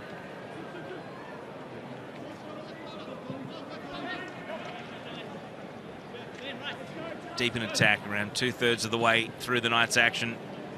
Looking to separate themselves here, Melbourne City. Talbot will get a second chance. Yakalish in space.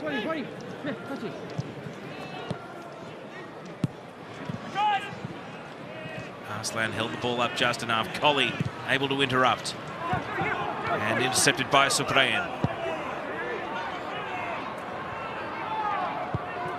But back to the goal. How much of Leckie out-leaping Mark Beavers do you put down to the quality of the cross and the placement of the cross versus just the leap of Leckie and how well he timed his jump?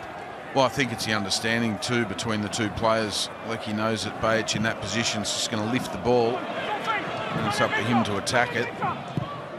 Yakalish looking for something similar from the opposite side. He sails it out for a goal kick. Yeah, they've played enough games together to know the way they play. And likewise on the flip side, Page knows he's just got to lift it into an area. If Lecky's anywhere in the vicinity, he'll attack the ball, and he's very good in the air. But I think it's the early leap from Matt Leckie as well that gets the better of Mark Beavers. Very experienced defender, of course. Probably got Leckie for height. But once you've got that aerial advantage, it's very hard to defend. And so worry now across the face of Alan Stadgett as his team has to go chasing the game here at home. Melbourne City's goal difference means that even though they've drawn level with 5th placed Adelaide and 6th placed Melbourne Victory on 10 points, they are on -3 goal difference, while Victory are +4 and Adelaide are +6. And of course they both have their game in hand to come this weekend. As an errant pass out here from Cook. Yakalish nearly fed it to McLaren. Danger still not averted yet. Arslan has got support in the form of Leckie, but he missed him with the square ball. And that's a let-off for the Glory. Pressure of their own making. David Williams is being readied in the technical area.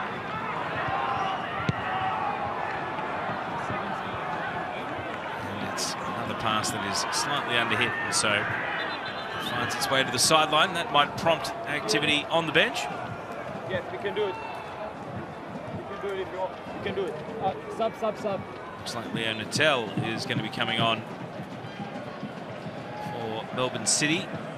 He'll be replacing Marin Yakalish. So we've seen the last of the winger. And Leo Natel, who is still looking for his first A-League goal, will be coming on. Perth Glory are going to be making a double change, but it's Melbourne City who act first. Here's Jared Carluccio, who lost his spot in the starting 11 tonight. He's going to be coming on here for Trent Osler, who's had his hands full with Marin Yakalish, but Yakalish goes off, as does his direct opponent. Carluccio comes on, and Stefan Kolikovsky doesn't quite get the revenge he was hoping for against his former employer as he goes to the sideline, and on comes David Williams. And so with just under 20 minutes of regulation to go, Perth Glory have made 3 substitutions now, and we've seen Melbourne City act for the first time in the game. And they are the ones in the ascendancy at the moment, dominating possession and now ahead on the scoreboard. Need into passing here, really clever from Leckie.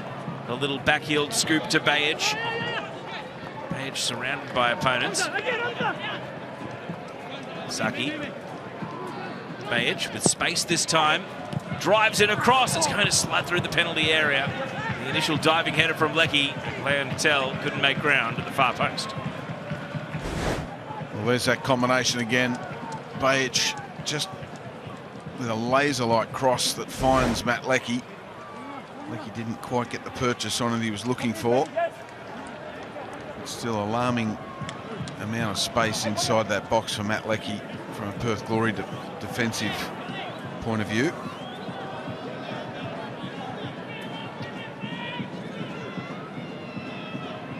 Signal given. What is Tolgay Arslan communicating to his defence or to his attack? Out swinging corner to the near post, and it bobbles in the box before Matchman is able to clear.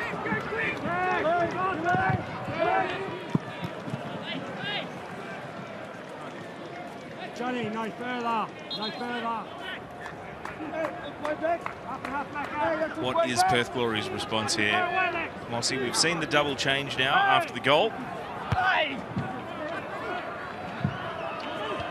Well, it needs to come from the likes of Davey Williams and Benny, the fresh legs, Daniel Benny.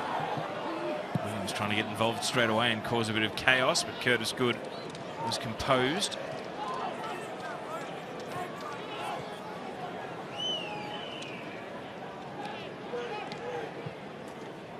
Katrumbas, rangy pass. Benny, first touch, just invited Leckie in, and Leckie was able to dispossess, but Taggart wins possession back. Williams. And the crowd groans, because even though Khalifi, well, I should say Carluccio is quick, he is not able to run the ball down. That was a heavy touch from Williams, just trying to play himself into the game, get to the pace of it. I mean, ball position in this second half, it has just been living down at Melbourne City's attacking end. It feels as though Perth Glory just need to actually get a foot on the ball and spend a bit more time in a position where they can threaten Melbourne City. Yeah, that's right. It's building that sustained pressure. And they haven't been able to do that, partly through their sloppiness on the ball, but also Melbourne City and the pressure they've put on them. Cook out of his area here, just goes for distance, and Jamie Young calls off all his teammates.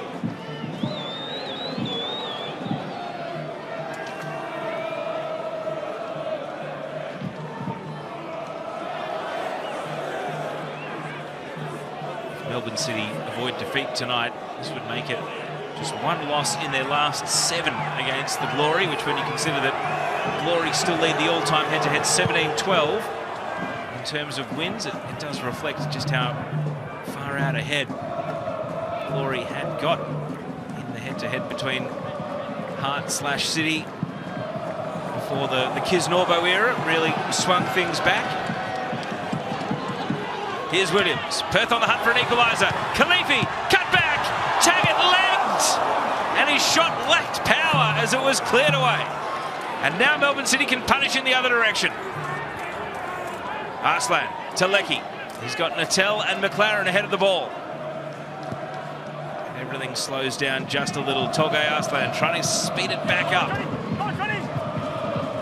Leo Natel, fresh off the bench, showing us what he can do with some fancy footwork. And he ultimately dinks it out. Oh, it was the right idea. He just didn't execute, as we see down the other end. Davey Williams playing in Khalifi. Taggart just doesn't get enough on it. Some good defending from Curtis Good just to put him off. That's more like it from Perth Glory. Daniel Benny into the path of Davey Williams, brings Khalifi in. That's exactly what Stajic will be looking for. And another double change for the Glory means they will have used all 5 available substitutions. Mustafa Ramini comes on for Oli Vazanik. It's also the last time we've seen Salim Khalifi tonight. It is Bruce Kamau who has come on. Into the last 15 minutes of regulation time. Perth Glory have made 5 substitutions in just under 20 match minutes. So a fresh team, a new look team, and one that will continue to chase the game here to try and avoid losing at home and give Perth Glory the full set of results. 1 home win, 1 home draw, and as things stand, on track for 1 home loss. You see there, they haven't put a shot on target in the second half. Katrumas. Runner breaking out on the right is Carluccio. Oh, he wheeled around so far he nearly let the ball out. And as his Bay Edge is able to sweep onto it and counter. Katrumas with the challenge. And a bit of a pile-up of bodies in the aftermath. Of course, Bay Edge and David Williams were teammates back in the Melbourne Heart days, so they know each other well. And that long ball ultimately slides through to Jamie Young.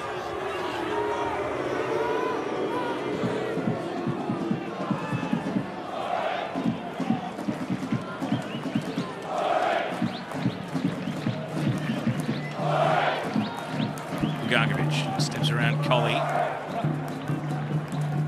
Clever from Arslan. And the whistle's going because he did run out of play with the ball. Perth trying to hit back in the other direction in a flash. Benny's pass intercepted. Now it's with the man whose goal separates the teams, Matthew Leckie.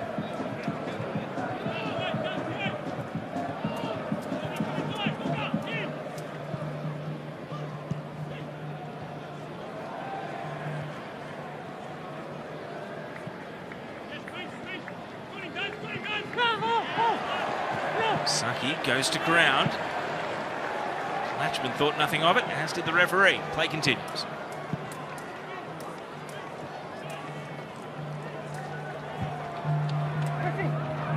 Kamau, first involvement off the bench.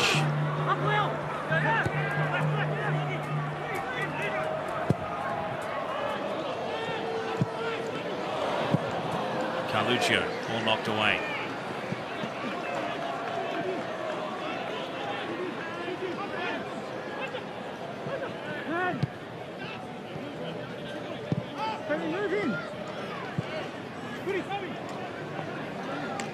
Latchman.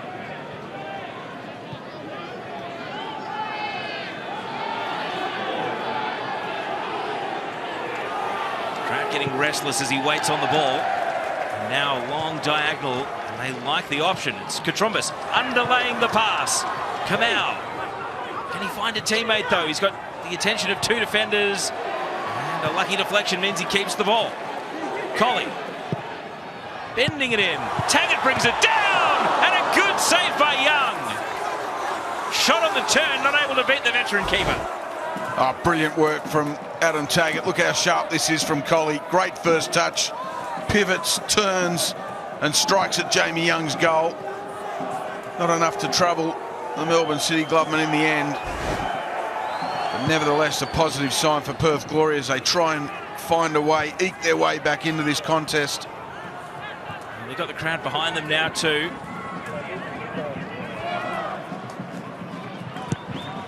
So how much of this is game management from Melbourne City and how much of it is pushing for a third to put the contest to bed? Yeah, it's a great question. With 10 minutes plus injury time to go, as we see. Tonga Arslan's numbers up. Terry Antonis is going to come on for him. And so he didn't have 90 in the legs, but he's been the central figure to Melbourne City being so good in this game, Tonga Arslan. And it'll be a double change with Scott Galloway coming on here as well.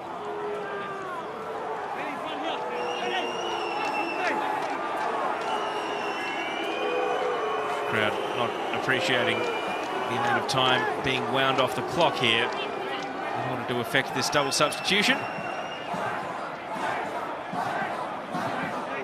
The other player wanted to leave the pitch appears to be Callum Talbot, who's walking around the outer side of the ground. Confirm that as soon as we can. Play back underway in the meantime. It wasn't Talbot, I can tell you that much.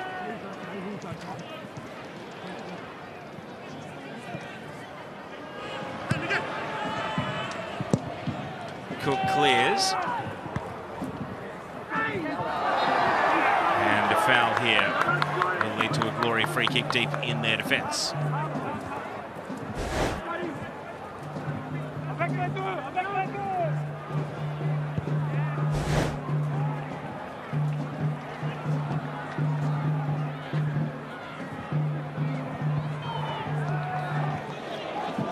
Diagonal ball here. Katrumbis takes it back. Amini will make an impact. Such an important engine room for the Glory last season. Solid defensive header from Curtis Good.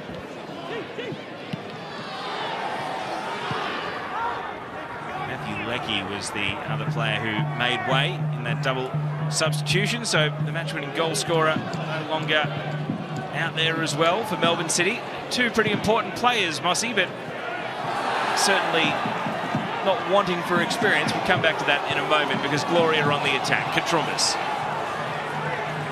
looks up at one of the new faces in Galloway. Carluccio. Now Mustafa Amini. Keen to swing a ball in. Kamau hugging the line. Cuts it back. Colley. It's an aerial battery at the moment. And the sliding header is palmed away. Taggart foiled once more by Jamie Young. Excellent save. Amini. Taggart again! And Young comes up trumps. 3 shots in quick succession. Young has had the answer to them all. Great delivery, Colley. Great glancing header from Taggart. You could see exactly what he was trying to do there. Jamie Young alert to it. Then the ball gets swung in again. And like all good strikers do, he gets himself back into a position to attack the second cross. It's only Jamie Young that thwarts him once more. I was mentioning that Melbourne City had subbed off 2 of the key players tonight in Arslan and Leckie, but they've brought on Galloway for game 213 in the A-League and also Antonis for game 151. So they've brought on 2 seasoned campaigners that are going to try and steer them to the finish line here, holding this 2-1 lead, but there's still plenty of time for the Glory to make a go of coming back, and Mustafa Amini has come on to make a statement immediately. And holding on here might be a bit of a tough hang for Melbourne City given how long there is left in the game. Glory swinging the possession in their favour significantly for the first time tonight. Colley. Again, another mid-range cross. That seems to be Perth's weapon of choice at the moment. And Taggart in a real physical duel here against Galloway, who eventually finds the safety of the line. Oh, he's not giving this fight up, Adam Taggart, is he? He's doing everything in his power to get his side back into this game.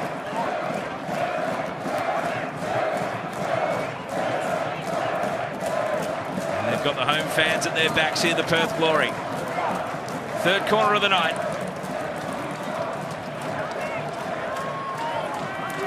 Where's Beavers? Where's Latchman?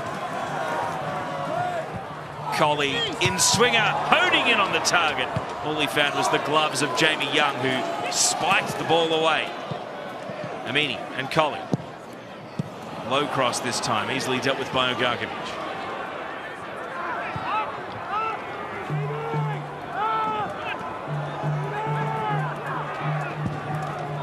So we look picture in picture at the corner kick, and Jamie Young leaping over Daniel Benny to smash that ball away.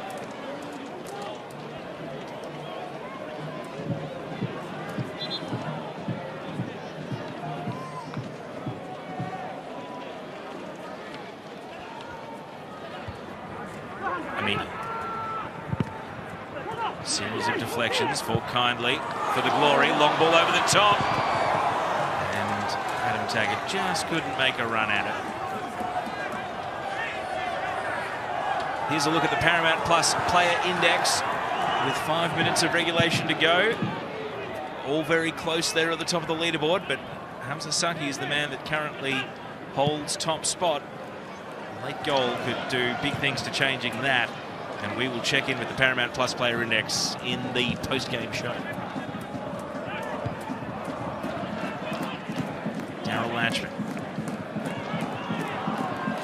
Carluccio has come on to move the ball, and that's what he's trying to do here, but he can't find Kamau. It was a very precise pass, and instead, Leo Natel, who's switched flanks since the departure of Leckie, is bustling down the left here, runs himself into a 1-on-2. And the cross finds Hamza Saki. He cuts it back in. Clever 1-2. Oh, and McLaren could not get the body position right. Well, almost brilliant from Saki, but he does put the ball behind McLaren instead of in front of him, and that's what McLaren is having a word about. It needed to be in front of him. It just left him with too much to do, with barely any reaction time. It's some wonderful combination play from Melbourne City, nonetheless, to create that chance. And that would have been the 3 points seemingly safe. Instead, ball down the other end in the blink of an eye. Taggart not able to get past Suprayan. He's a bit of a man mountain. Hard to play the ball around. Perth will get another opportunity though. 3 minutes of regulation to go. Won't have as many minutes of stoppage in the second half. We had 7 in the first, but we had 3 VAR checks. Haven't had that here in the second. We've had plenty of subs, but for the most part, nothing of huge significance to slow the game down. Cameron Cook distributing onto the head of Aziz Bayic.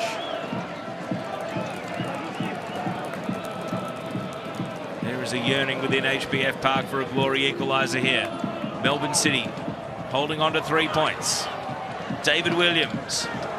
Square ball was just under hit, cleared away. Latchman. Carluccio whips it in. Sliding on, volleyed by Katrumas. And that was going wide, even though Jamie Young wrapped his gloves around it. I keep asking the question, Perth Glory. And that's the problem with chances like the one that just went begging out the other end for Jamie McLaren. The game is still alive every time Perth venture forward. Shed helping out the referee there with, you'd say it was a fast count, but they still got to 20, counting pretty quickly on Jamie Young there. Trying to do everything they can to urge the fourth official to raise a big number as a risky back pass from Beavers nearly played in McLaren, who was anticipating the ball. Cameron Cook and his defence squeak it away. Down the wrong end as far as Perth are concerned.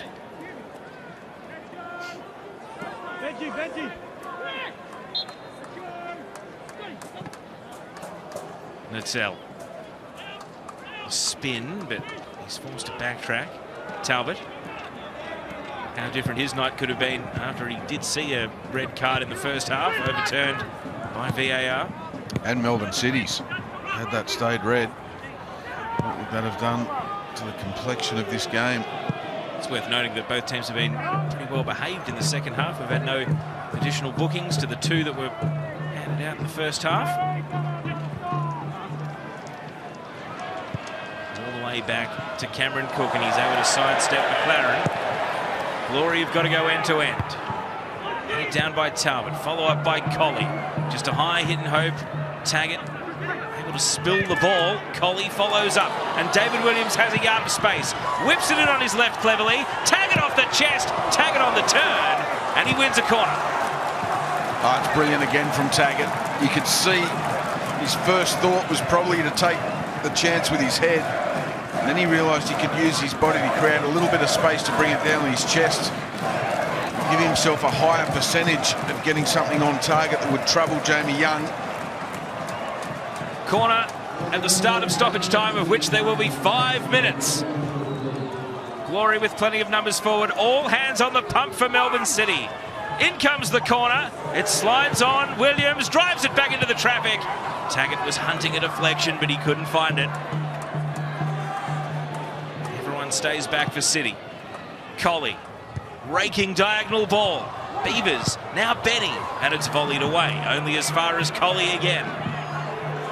He takes a step, Giordano Colley. A bit of confusion between Carluccio and Amini, but they work it out. It takes a deflection of a City man. Taggart follows up, but he mishit it. And after having so many silky touches through the course of the game, that was the one that got away from him. Oh, he just snatches at it, Taggart. You can see there he's gone for power rather than placement. Big, big chance for a player like Adam Taggart in that area of the pitch. Well, if that's the first of 5 minutes of additional time, Melbourne City are not home safe yet. Again, Jamie Young will take every second the referee allows him.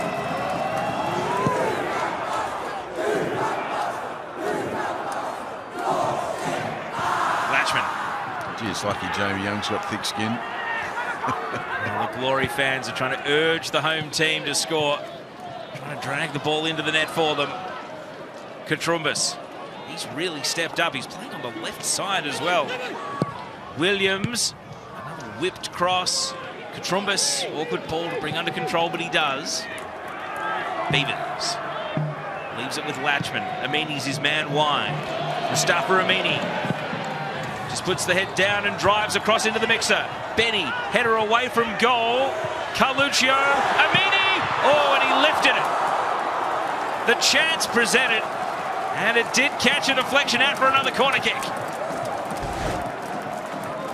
And that is fantastic defending from Curtis Good. Look at that, he gets across so quickly to close the angle for Mustafa Amini. Beavers with a couple of teammates just trying to clear a pathway for him to charge at the ball that's going to sail over them all. McLaren, his header flashes it out of the box. Katrumbas, neat little feint. And it's headed away by Good. Natel just volleys on. Half of stoppage time has expired. Cameron Cook lured out of his penalty area. Sends it over to Katrumbas. Out for a throw. That'll suit Melbourne City. Anything that takes time off the clock. Aurelio Vidmar prowls his technical area. His team is still going to deal with 2 more minutes of additional time.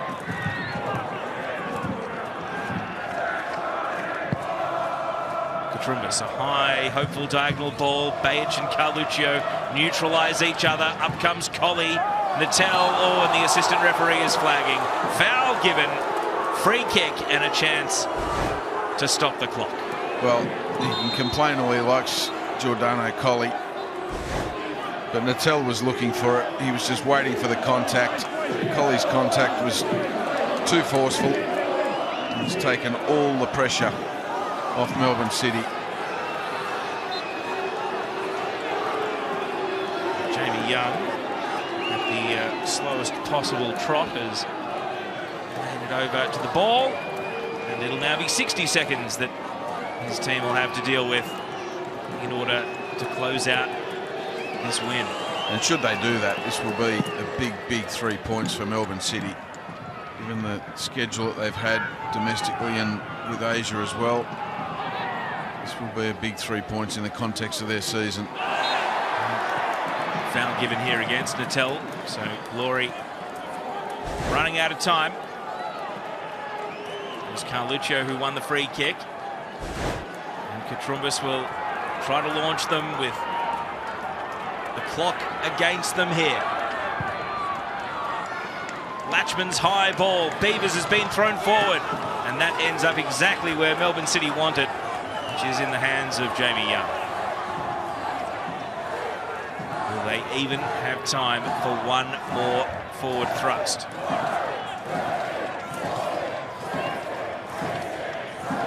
How generous is the referee feeling at the end of 5 minutes of stoppage? Ball holds up. It's all going to go right for the Glory from here. Oh, flags up, coming back from an offside position. And that is an anticlimactic way, potentially, for the night to end. I believe that is the first offside of the night, and it's come in the 96th minute.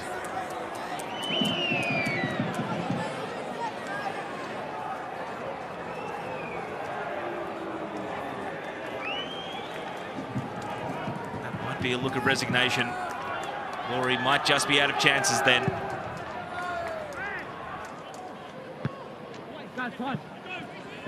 Latchman. And Natel just shamelessly committing fouls now in order to stop the ball. Whistles in the mouth.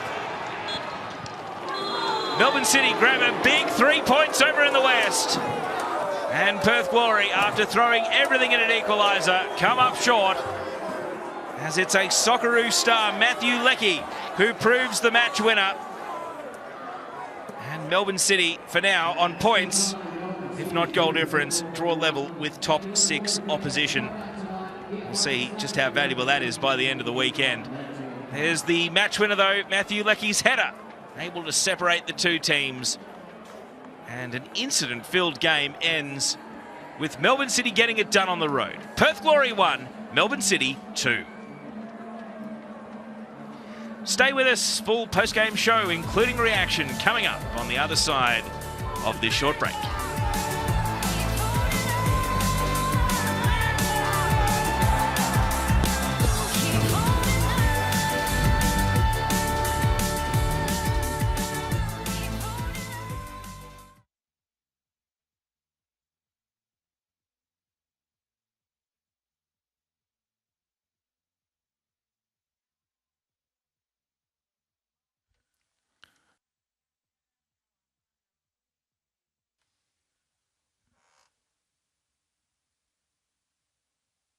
Stage, he's searching.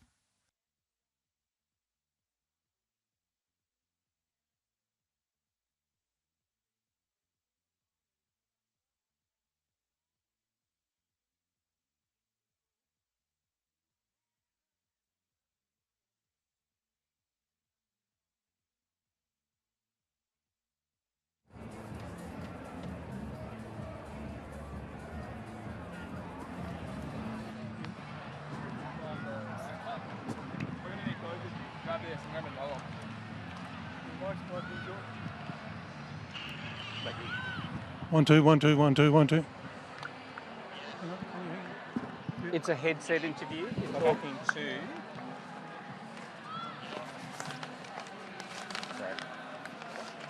Because I can't hear him.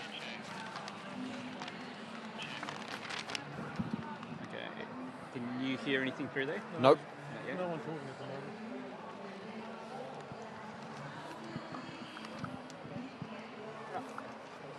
It's Tio and Phil, and a minute. Okay. Just checking the mic. Matt, hello. We'll be speaking to you on air soon. Yes. Great, mate. Speak to you soon.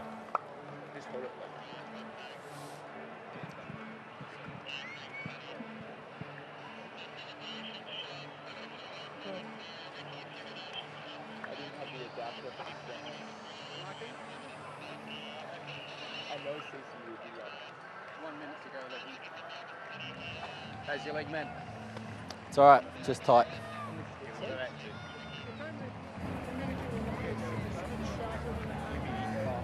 But the thing is, you can get an adapter that you put forward to that.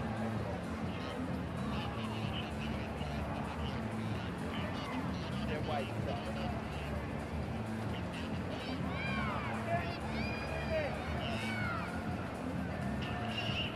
30 seconds.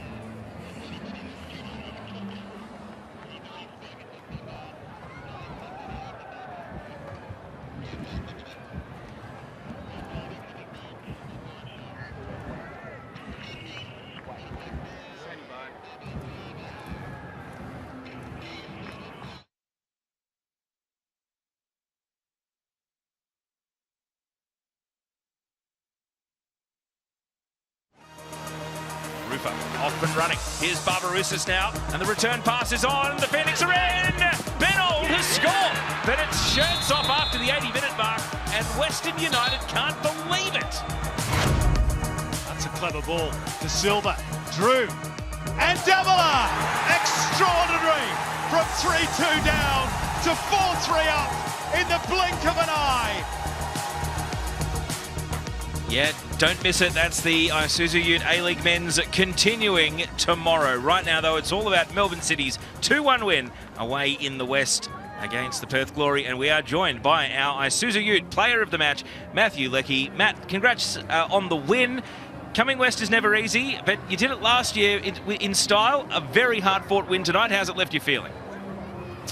Yeah, definitely not easy. I think, you know, it's one of the hardest away games.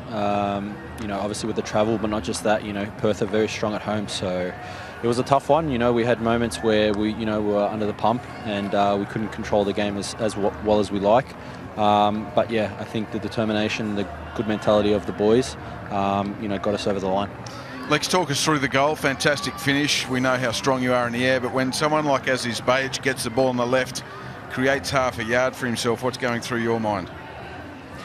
Most of the time it's just hopefully he crosses the ball. So yeah, I love to, you know, obviously I'm normally on the wing out wide, but you know, I like to get myself inside and knowing that if there's a cross coming in, you know, there's an extra man with Macca in there. So you know, I felt in the first half I was out wide and I wasn't getting much of the ball, and I knew that you know, if I tucked in a little bit more and Aziz went higher, you know, we could cause some problems. So yeah, perfectly, you know, Aziz obviously, you know, got enough space and he beat his man and set it up perfectly. You know, when it's lofted in like that, it gives me a lot of time to, you know, jump. So yeah, I'm buzzing about it. And even though you've got a lot of points to play for with Melbourne City between now and the Asian Cup, how is the body and how is the fitness journey towards peaking in time to go away with the Socceroos in a couple of months? Yeah, well, first and foremost with my injury, you know, that seems to be, you know, really good. You know, I made sure I took all the time I needed to make sure it was right. So, you know, my knee's good, which is the most important. Obviously, you know, match fitness is important, and I've come off the bench the last 2 games, which has helped a lot. And I think this 70 or 75 minutes, whatever it was, you know, was massive. So, physically, I feel very good. Obviously, matches different sort of fitness. So I just need to get the minutes in. Congratulations on the 3 points and your performance. Our Isuzu Ute player of the match, Matt Leckie, thanks for joining us. Thanks, guys. Big thank you to Matthew Leckie for his time and insights. Phil Moss, talk us through your 3-2-1 on the Alex Tobin medal. Yeah, well, I thought Matt Leckie, aside from the goal, I mean, that was included, of course, in the 3 points, but in general play, I just thought he was fantastic tonight. He showed some real creativity. His energy was fantastic, and I think he's really on track now to get back in the Socceroo lineup and really have an impact for the Asian Cup. So let's take a look at some of the action that Matthew Leckie provided us with in this game. This was the first half where he was able to slip John Katrumbis and set up a chance for Jamie McLaren, and then the goal where he outleapt Mark Beavers no less and was able to use his strength and his leap to score the match-winning goal. And how early he left the ground. He got over the top of Beavers while the ball was in the air, and that's key to any striker. Get on the front foot, a 1 foot leap, and you can get over someone who's even taller than you. A very happy winning coach joins us now, Aurelio Vidmar from Melbourne City. Coach, congratulations on 3 hard-fought points in the West. Does the trip west get any easier regardless of what year it is or what team you're in charge of? No, the only difference is a little bit cooler tonight than normal. So, yeah, you're right. It was a very, very tough win. We suffered a little bit the last probably 10 or so minutes in the at the end of the game, but we hang on, and that's the most important thing. Plenty of planes, trains and automobiles for you, Video, since you took over at Melbourne City. What have you been working on to really instill into this team since you took over? Granted, you haven't had a lot of time on the training pitch because of the glut of games. Yeah, not much, mate, to be honest. Yeah, we just haven't been able to train. I think we had 5 days of training block in the international week, and obviously missing a few of the boys as well with international duty. So it's been difficult, so we're all trying to put it all together. A lot of new faces, getting a good understanding of what they're all about and the characteristics of their individual qualities. So yeah, it's just been pretty tough because we've been backing up every 3 or 4 days. So we've responded really well, especially that last trip, coming back and winning in Newcastle, and then coming here after just being a day at home. They've done a great job. Yeah, I was going to say that, Biddy. 2 really tough away trips, Newcastle and Perth back to back. How important is that 6 points with the confidence factor of the players trying to buy into what you're talking to? Yeah, look, winning changes everything, you know that, and I think it was important. It wasn't a season-defining game for us today, but a win away from home, especially here, it's very, very tough, as you know. That lays a really nice foundation moving forward.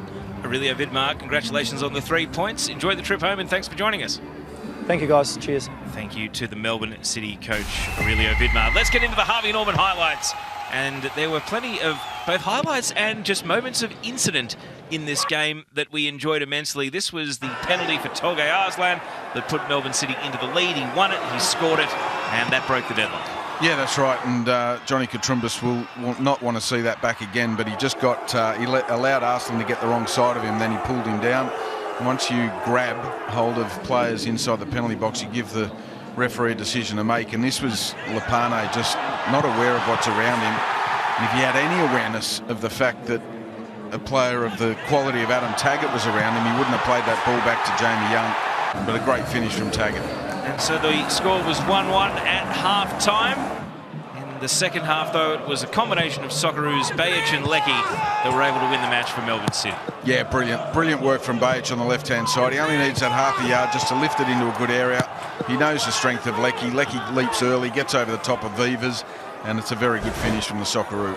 What do the numbers, other than that final scoreline, tell us? Because Perth Glory, look at that, they closed possession right back at the end because of that dominant last 10 minutes. Yeah, that's right, and the attempts. Perth didn't go away, and that's one positive that Alan Stajic will take from this game. They kept asking questions right till the death, and that's a credit to them. But, yeah, overall, Melbourne City were probably more dominant and deserved the result tonight. So that is the story of the numbers here. Let's go to the individual stats. The Paramount Plus Player Index. Hamza Saki ends up top of the register. Not often you see a player without a goal or an assist win the P Plus Player Index, but that just goes to show the power of work he got through in today's game. Yeah, that's right, and the Paramount Plus Player Index doesn't lie, really. That's a good list of players who all had an impact on the game for different reasons. But Saki, that was a great snapshot early on. He really did whip that ball towards that far post, and he stung the palms of Cameron Cook a number of times during this game, and probably on another night would have had an assist for Jamie McLaren as well. Still waiting for that first league goal for Melbourne City. Let's take a look at what's coming up for the rest of the weekend in the Isuzu Ute A-League men's. It's back from 5 p.m. tomorrow with Wellington against Newcastle. Don't miss the 10 bowl game with Sydney at home, and then 2 more games on your Sunday. All matches live on Paramount Plus as well. So that's the remaining fixture for the week. Let's see what this has done to the ladder. Due to goal difference, it hasn't changed the top 6. Adelaide United and Melbourne victory for now with the game in hand enjoy their spots in the top 6. Melbourne City move up level on points, but their goal difference is significantly worse. Perth Glory, 1 win from 7. They are second last on the table. We leave you then with scenes of Melbourne City enjoying their win in the West. On behalf of Phil Moss and the entire crew, my name's Teo Pellizzeri. Thanks for your company and good night.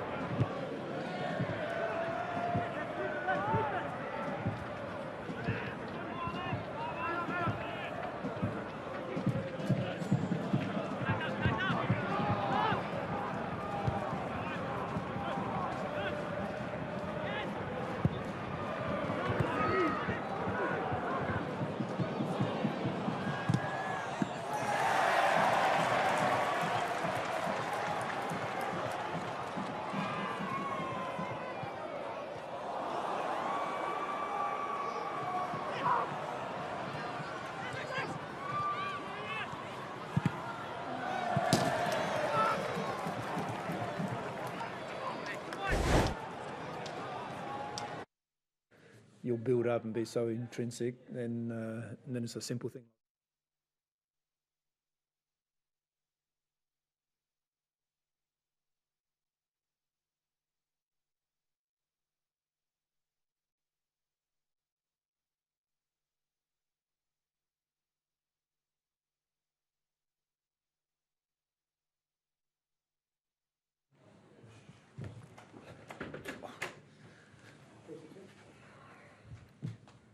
Just pick which door to go on and go for that. Dino presser.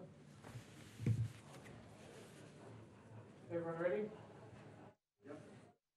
Okay, stand up. Aurelio, what were your thoughts on that win? Yep.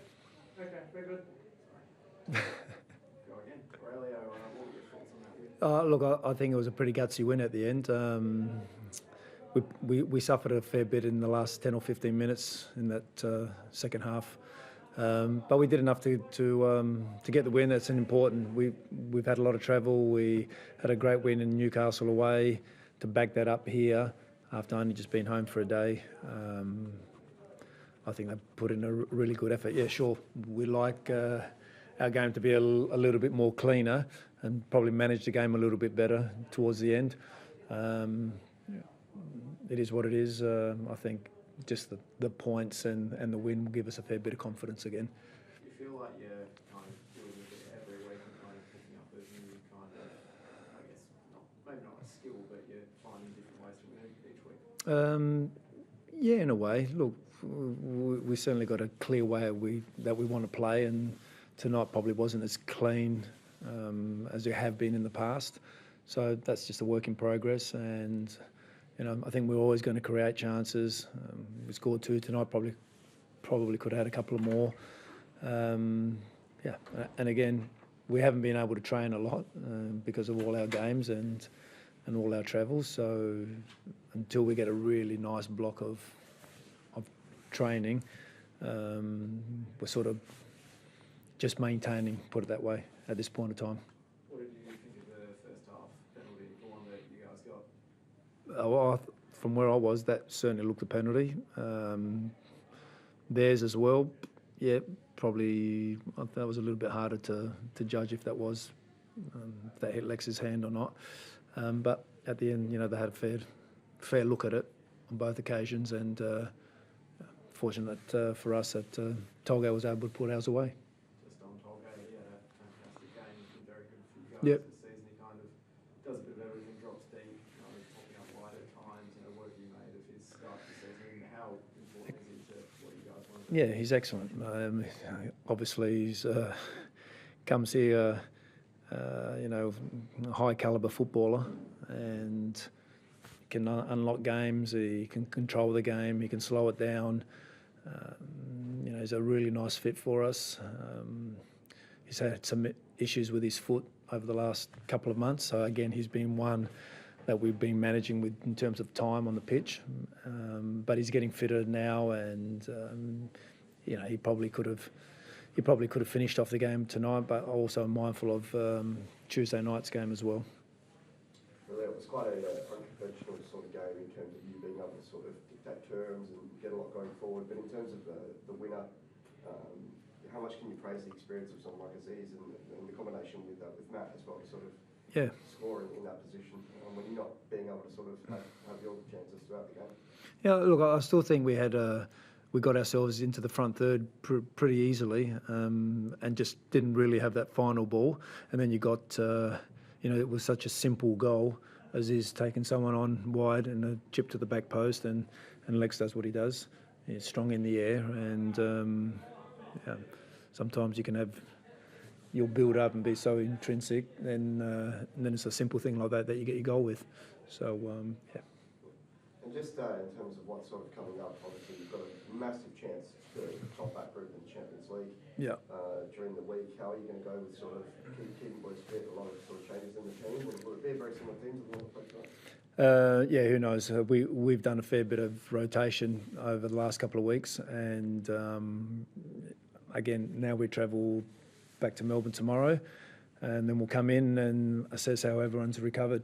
And that's been probably the key for us over this period, is making sure that everyone's getting enough rest. We haven't trained a hell of a lot, and just getting them ready and fresh for the game, and that's what we'll do again.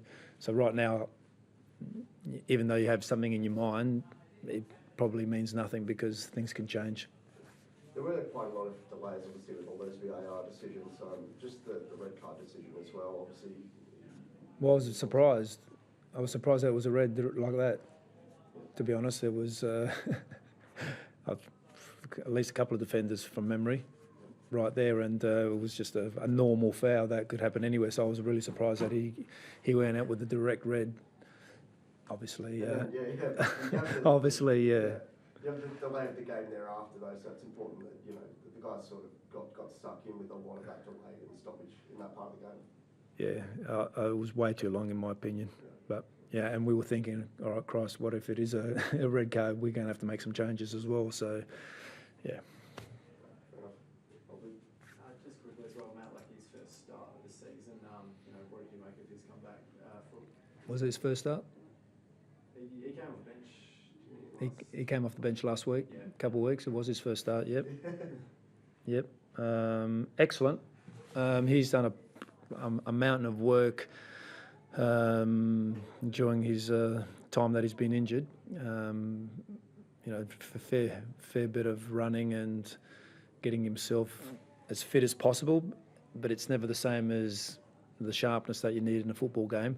So I think what was really important just for his mind, that the game against Cofield, that he had a couple of minutes on the pitch and felt okay, and then we build that on the game against Newcastle, and he felt and recovered really well. Today's a little bit different because he started, so let's see how we recovered, but he's a super important player for the team. We need a Lex that's fit and strong and ready to go. I think it'll only get better. Thanks, guys. Thank you. Thank you.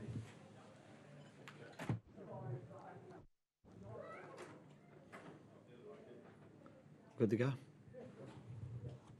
Alan, what were your thoughts on that, considerations on the loss? Yeah, tough one. Probably a 50-50 game. Could have went either way. Certainly enough chances for both teams, and a little bit of the story the last few weeks. You don't take your chances, and you can't poke your nose in front when probably we could have. But ultimately we just got to keep working hard, and we showed against, for me, still probably the best footballing team in the league, that we can match it, but it's still not enough. Did you feel like you had a bit more control at times? There were longer sustained periods. Is that post game? Did you kind of touch on that with the players and kind of point to that? No, we haven't spoken to the players yet. They've just been out, doing all the stuff with the fans, which is great. Still, even after a loss, but yeah, just got to get back to the hard work on the training pitch. You know, there's no magic wand. Just got to keep working hard, and it's good to see improvement. But again, it's not enough. We just got to keep working hard and improving. Just tactically, with sort of what you're looking to do, how you've sort of stripped things back from the formation that you sort of started at the start of the season. How are you sort of looking to progress that? I mean, you've got certain players that have changed up with the position that they were playing. So his role has changed quite dramatically from the one that he was playing last season. Just wondering if there was a bit of a master plan there that you were working up? Or?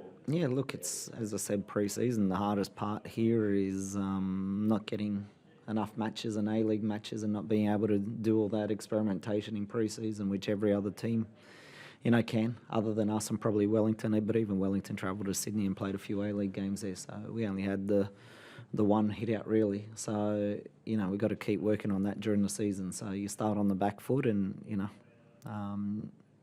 you can lose a little bit of confidence and belief in that, but I certainly saw enough improvement for 20, 25 minutes last week against Sydney, which isn't enough. And then tonight again, probably for longer, probably 40 or 50 minutes, but it's not enough. It's not enough to win matches, and it's not enough to win matches against good quality teams. You know, Melbourne City are equal top of their Asian Champions League group. You know, we're not playing against a bunch of mugs. You know, obviously Lecky and